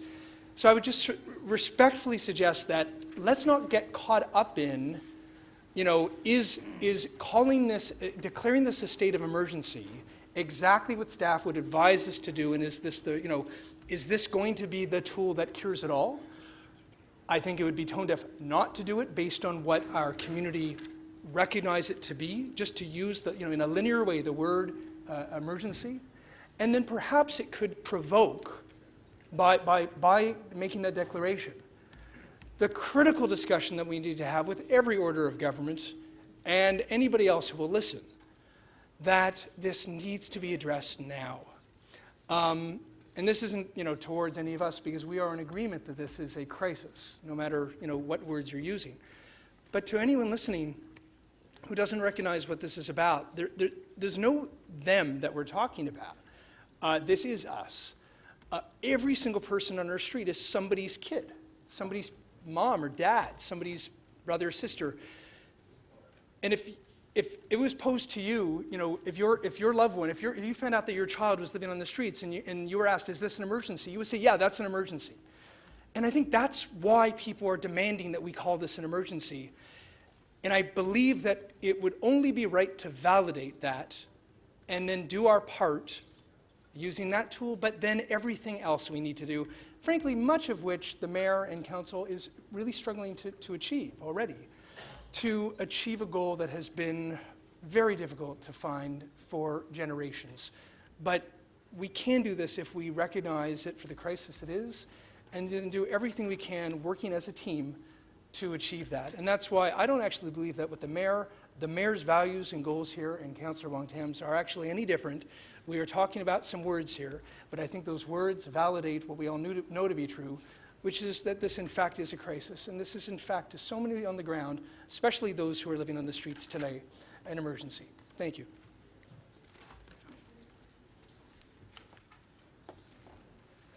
Councillor Thompson to speak. Thank you very much, Madam Speaker. Madam Speaker, I've been making a lot of notes and listening to the conversations and the dialogue that's been going on for quite some time. I first of all want to thank our amazing team of professionals who work hard every single day and night and weekends to try to help the vulnerable population in our city. We of this City Council cares. We care to the point of ensuring that our resources this year will be some $313 million that we are contributing to try to arrest a problem that is global in nature. I was in San Francisco, and I've looked at what they do there, and I have to tell you, what we do here seems like it's a Cadillac service, and yet what we're saying here today, it's not good enough, and I think we all know and understand that. This notion, though, or should I say political theater, to suggest that this is this emergency because it's a crisis and we are not handling it, I disagree. There's a lot of work. I've been to some of the facilities in our city, and yes, I know they're not perfect. They're challenged. I've been to the respite. Councillor Kresge and I have visited, and I've met with the staff. I get the daily reports in terms of how much our capacity is on a daily basis. We all care. No one here has a monopoly on this concern. I think the mayor has been doing an amazing job leading this issue with the provincial government and the federal government. He has been outspoken on this issue. So I don't believe that this notion that suggests, or the impression that it's given, that we don't care about those individuals for whatever reasons that they're homeless in our city, because it's a variety of things. We know mental health is an issue. We know the other issue around, people losing their jobs and the families and so on. We understand that, and that's why we're making these contributions and investing and so on. I did not hear one thing today as part of the city solicitor's response to questions that would simply change the dynamics in such a way that we would arrest this problem in 30 days. In fact, what we've seen from the mayor and his leadership, what we've seen from our staff and members of council, is that we do care, and we're working hard at it. We're investing resources that we need. Councillor Kresge makes a great point. He talks about ensuring that we provide supportable housing and supporting individuals who are in need. We have a system where we have put through some 8,000 people. We've moved them from shelter to permanent housing. That is a structure that's actually working. We know that it's not enough based on the fact that if we built 100,000 units tomorrow, we'll probably still be at our 97 or 98% capacity. If we build it, they will come as part of the shelter system. What we need to be looking at is more permanent housing for people in this city, and that should be part of our focus. I'm not clear on how the motion that's in front of us is going to fundamentally change us. I think what we ought to continue to do is support the mayor, support the city manager, support our professional men and women who are working tirelessly every day. I know this because I've seen them firsthand. And I meet with them periodically to talk about what's going on. And I get the daily information and update in terms of how many people are in our shelters, how many people are in our respites, and so on. I would hope that there would be no persons who are interested in terms of being in the shelters or a respite system because we have an environment that it's not needed. We know it's needed. We're investing. We're making a contribution. Yes, we have to work harder. There's no doubt about that.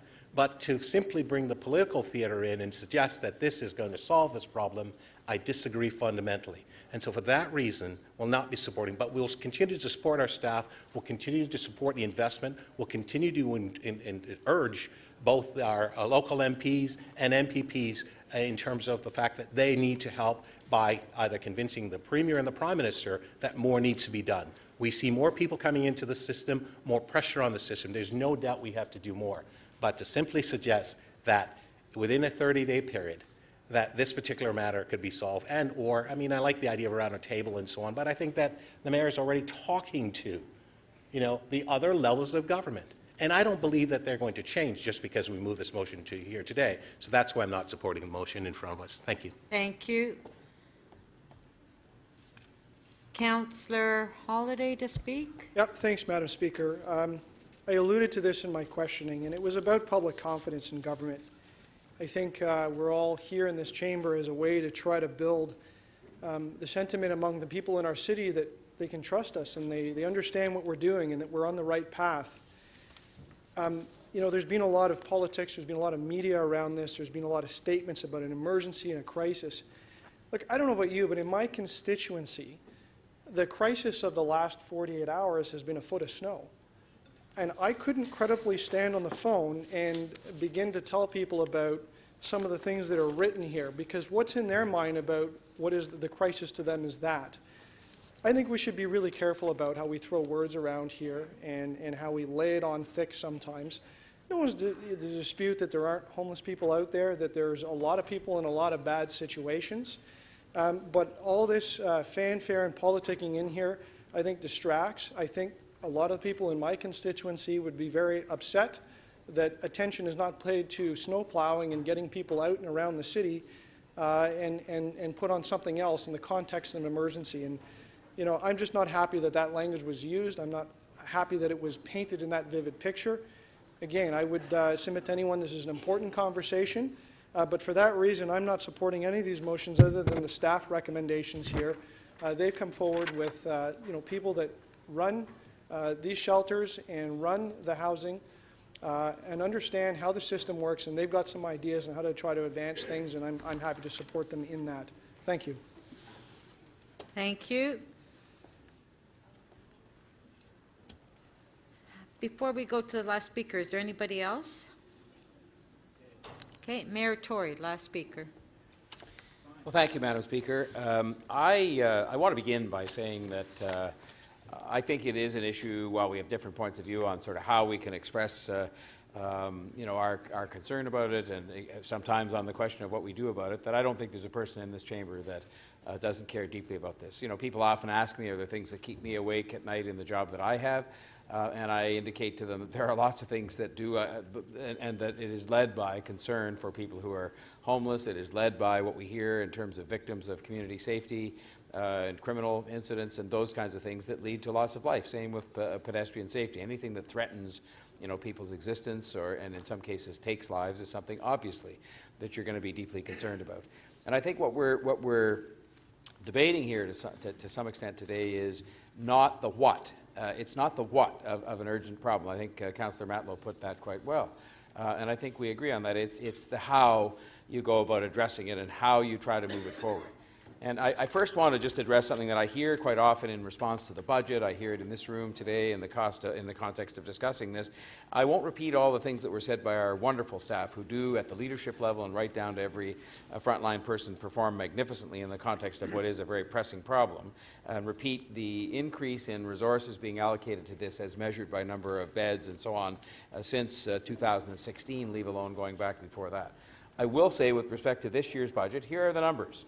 Shelters, 321 million gross, 121 million net, namely our contribution. TCHC contribution, where I heard somebody saying the other day we're doing nothing for TCHC in this budget, $243 million operating, 313 million on capital. Unprecedented numbers in the context of helping TCHC with their mandate.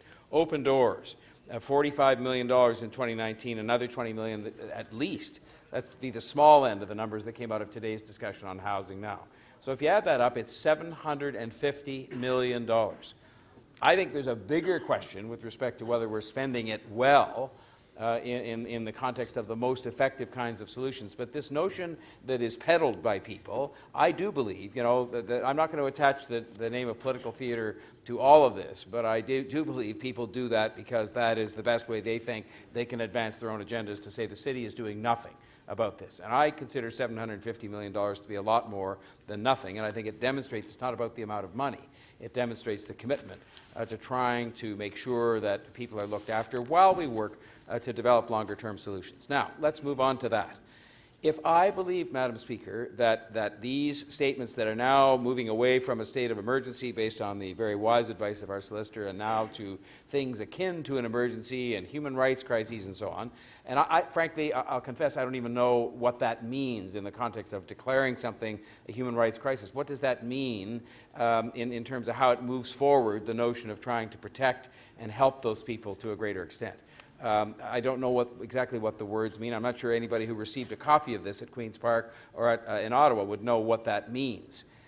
When you get on to the paragraph 3 and actually suggesting people sit down, you could start to interest me. But then what you have here is a situation where you're dropping this motion on the counters of people at the City Council in the middle of a council meeting. It's funny, because no one has been to my office. Not one person in here, no staff member, and we hire the experts to help us advise us. No one's been to my office to suggest the establishment of such a table.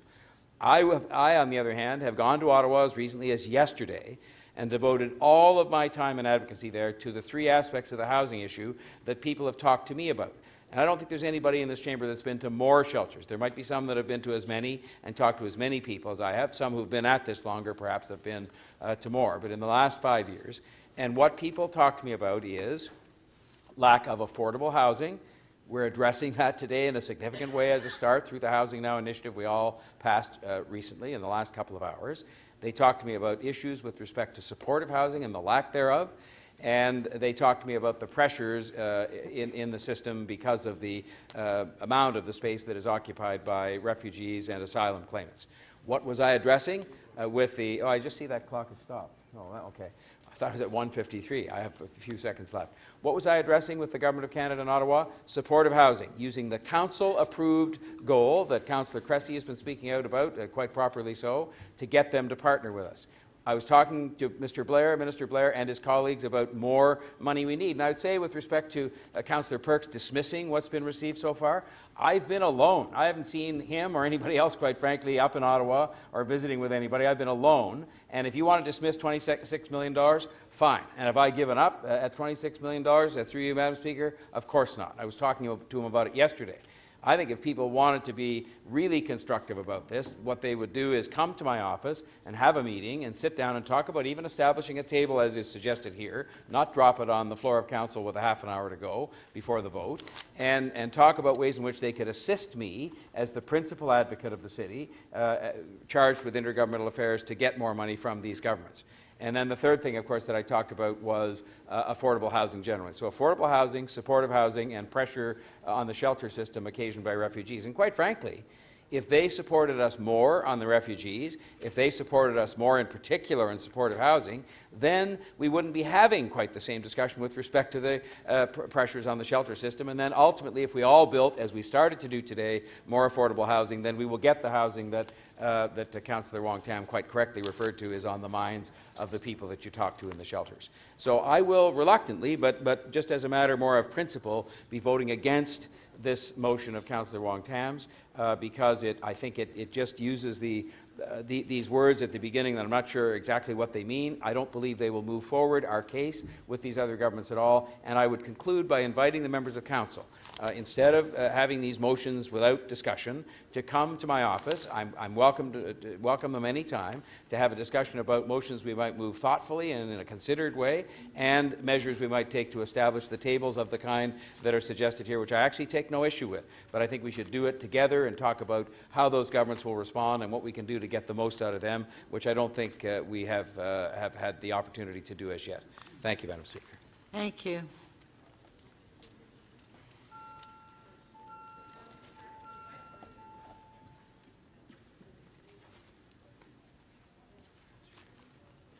Councillor Wong Tam would like to ask you a question. The request that we can vote on the item separately. Yeah, that's fine. So the planning and housing, one vote, and the member's motion, second vote. Is that what you're asking? Well, what are you asking? I'm asking that my motion be separated. There are 5 components to it. Or three is all one component, 3. Okay, so you want the recommendations voted on separately? Yes, thank you very much, Madam Speaker.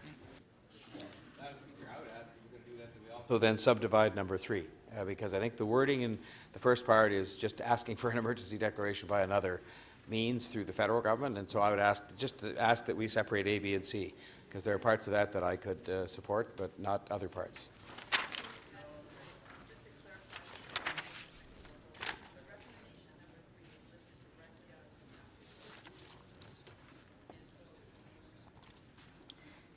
Because I wanted to, recommendation number 3 was recommended by the city manager to convene an intergovernmental table. The only thing I did was yes, in the supplementary report, the only thing I did, Madam Speaker, was to actually itemize what I think would be helpful agenda items to discuss when there. So perhaps devising a 6-month action plan, but coming together over 30 days, addressing what the low-income housing supports gaps would be. So that's all. But recommendation 3 itself came right out of the supplementary report.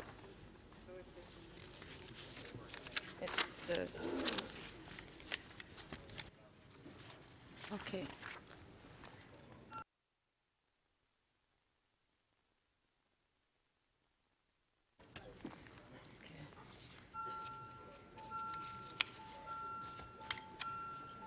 Okay, motion 1.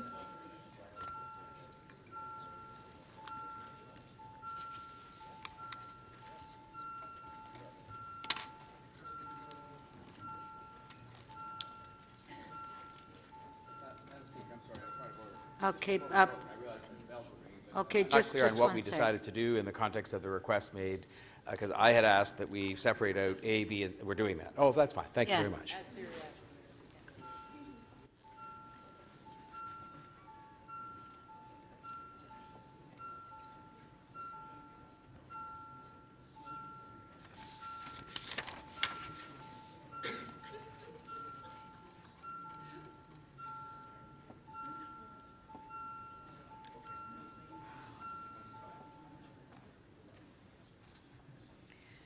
Part 1 of the motion does not carry. The vote is 7 to 18.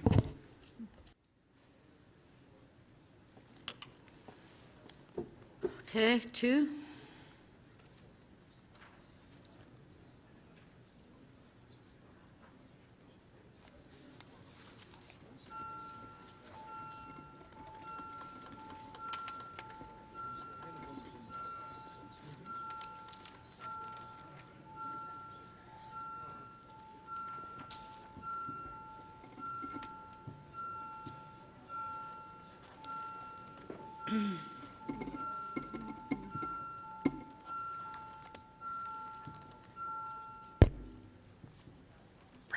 Part 2 of the motion does not carry. The vote is 11 to 14.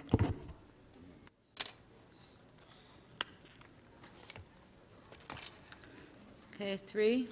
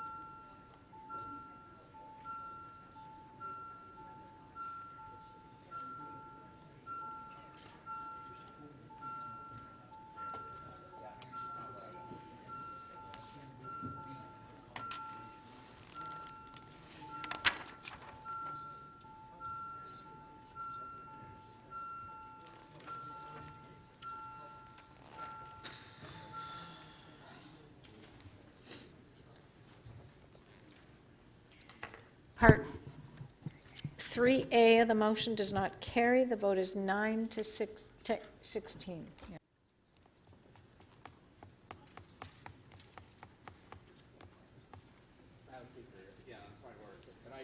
Yeah. What I had actually hoped could happen, I was not happy with the sort of what I'll call the preamble paragraph of 3, and there may be no way that could have been separated out, because in effect, that has the effect of asking the other governments to invoke their emergency process, and I think that's just doing the same thing we were talking about by another name.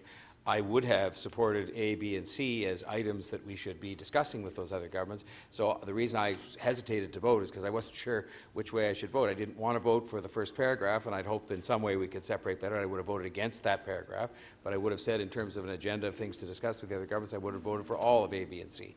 So I just wanted to get up to be clear that what we got in terms of how that vote was conducted, and there may have been no other way to do it, was not what I thought I had asked for. And maybe there was no other way to do it. Pardon me? Yeah, it's in the staff report.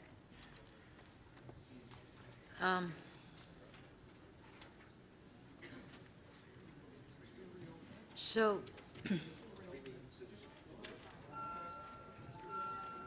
huh? You'd have to. It would have to be amended first, so. Okay. Next one.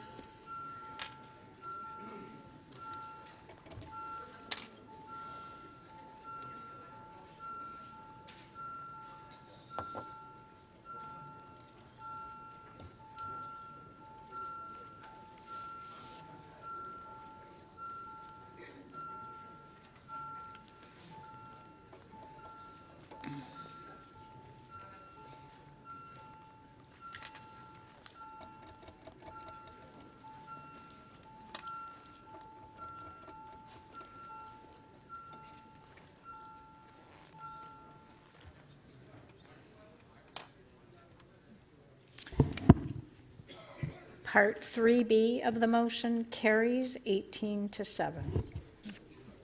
C. Recorded vote.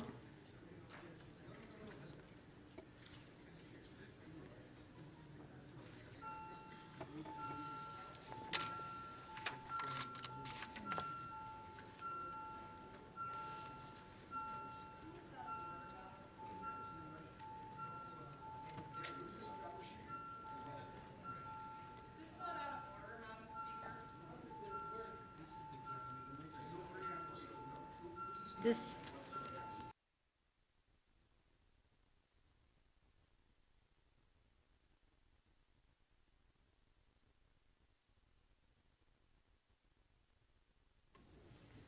Madam Chair, if the preamble to 3 lost, then the rest of it has to fall because we're not having any meeting. So all of it is irrelevant for the purposes of having a vote, so the motion lost. That would be my question or my statement. How can we, point of order, how can we set an agenda for a meeting we just agreed shouldn't happen? No, the motion is what the motion is. The Yeah. agenda without a meeting. No, well, we have I'd one ask for point a of ruling on order, that, please. Councillor Wong Tam. Councillor Wong Tam, please, we're trying to address the deputy mayor's point of order first. No, you don't. The deputy mayor gets to No. point of order after voting started. Yes, we know that, Councillor Wong Tam. Councillor Wong Tam, please. Point of order, we got to rule on the point of order. You have to read the reports. It's an agenda without a meeting.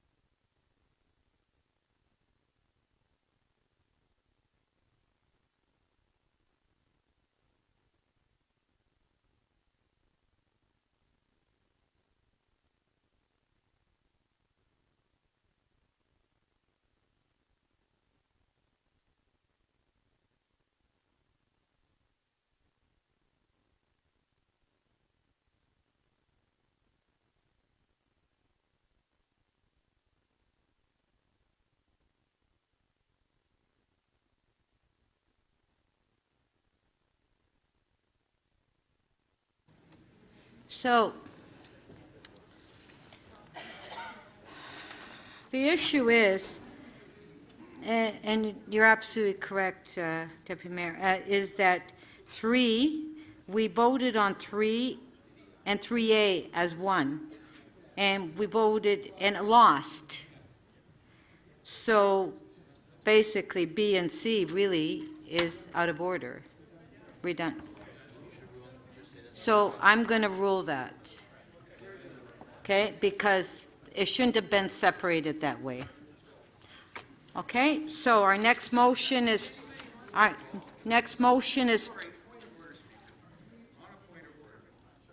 made a ruling, Councillor Perks. Yes. So I was given voting instructions by you that these were separated. The only way they logically could have been separated is if we were considering the preamble and 3A, the preamble and 3B, the preamble and 3C. When you said they were separated, that was the only conceivable way it could have been taken. So I followed your instructions. You have now retroactively, after I have voted, changed the interpretation of what the mayor did. You've effectively removed my right to vote on this item. How is that in order? Well, Councillor Perks, when the request was made to vote on it separately, and it was specifically for A, B, and C, that's what we did, but we made an error, we shouldn't have done that. So And then, so I'm given that an error was made in the Yeah. original instructions on how I was supposed to vote on that, my point of order to you is we should go back and vote on that with correct instructions. Well, I made a ruling. Well, no, you made two rulings and they contradicted each other. Councillor Perks. I challenge the chair. Yeah, okay, challenge the chair.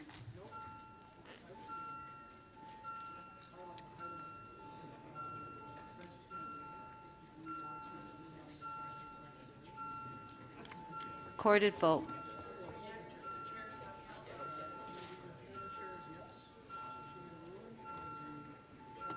Members, we canceled the previous vote, so your lights might be lit up. Please make sure you've pressed one of the two buttons.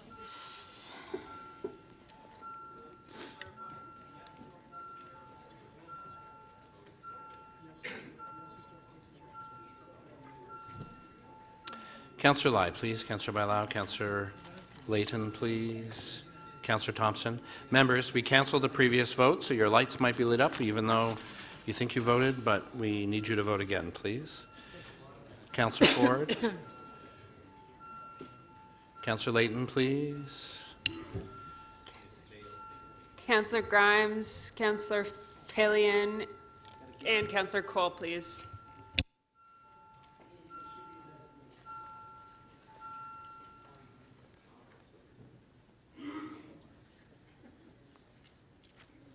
The Speaker is upheld 19-6. Motion 2A.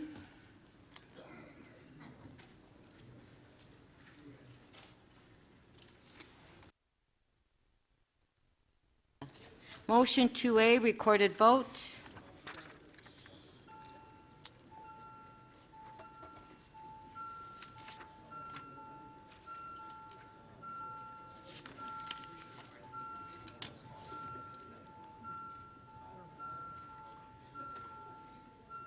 Councillor Perruzza, please.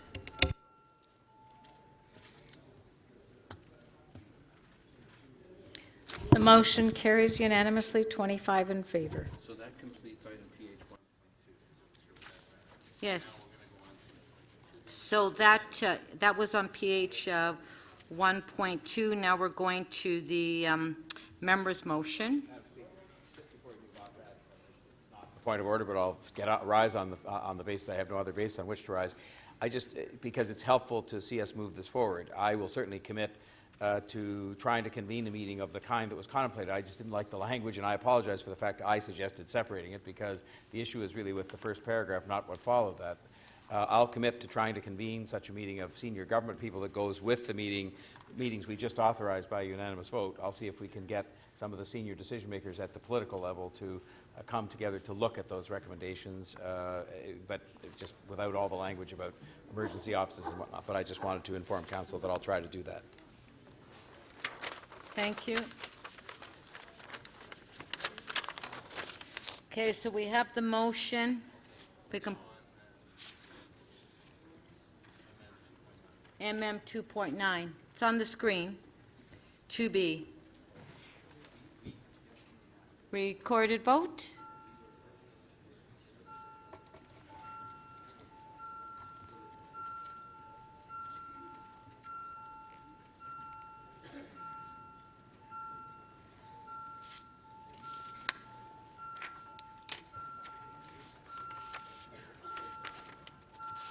Councillor Perruzza, please.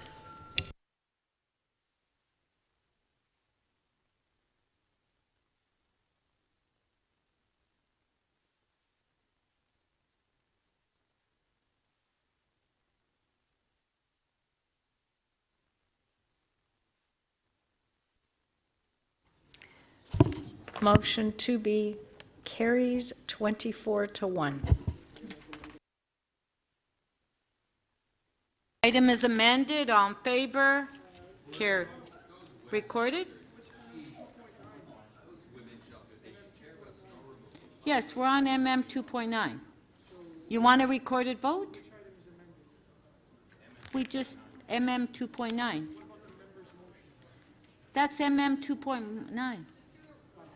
That's the, we just voted on the amendment, now we're voting on the item as amended. Recorded vote. Yes, Councillor Holliday. Just on a point of order, just to offer some clarity, because it's late, and we just went through it. Well, okay, may I request to have the motion on the screen then? Yes, we'll put them on. Yeah. Okay. Okay, recorded vote.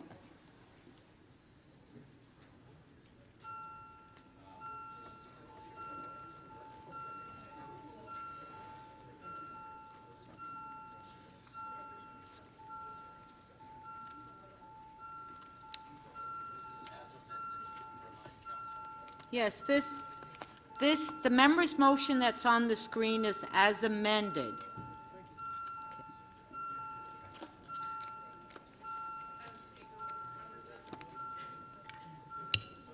Deputy Mayor Minnan Wong and Councillor Cole, please. Okay, can you just wait until we're finished the vote? Councillor Karygiannis, please.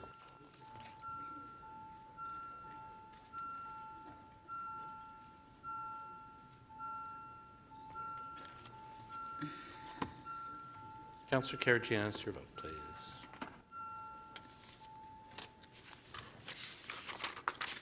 Item MM 2.9 as amended carries 24 to 1. Okay, thank you. Councillor Carroll.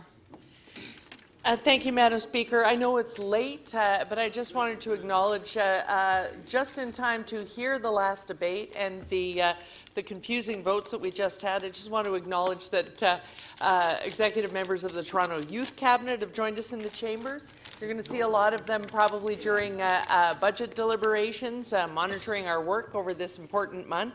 So for new councillors who may not know, the Toronto Youth Cabinet, WAVE. The Toronto Youth Cabinet has been around for 20 years, and they were designed to put a youth lens on exactly some of the things we've been talking about today, from the bike lanes to homelessness and housing.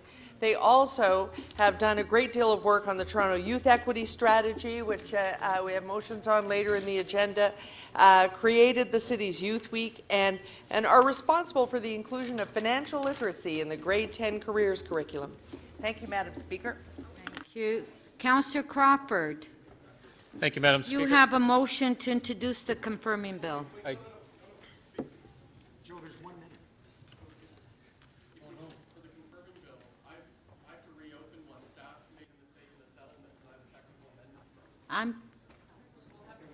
It'll be very quick. Excuse me, sorry. We can open it tomorrow. Okay? Okay, let's continue. Councillor Crawford, you have a motion to introduce the confirming bill. I'd like to move that leave be granted to introduce the bill to confirm to the point of the introduction of this motion the proceedings of City Council Meeting 2 on January 30th, 2019. Shall leave be granted to introduce this bill? Recorded vote.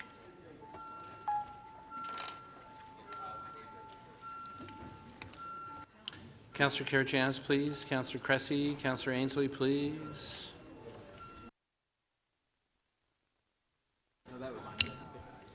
Councillor Wong Tam, please.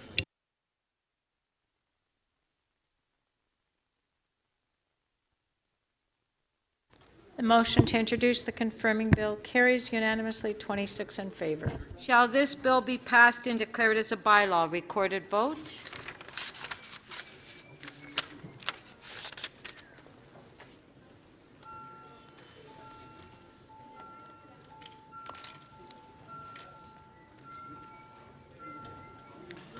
Councillor Bailao, please. Councillor Ainsley. Councillor Karygiannis, please.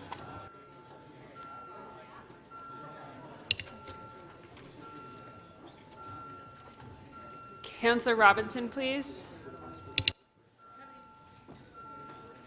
Councillor Carroll, when you're seated, thank you.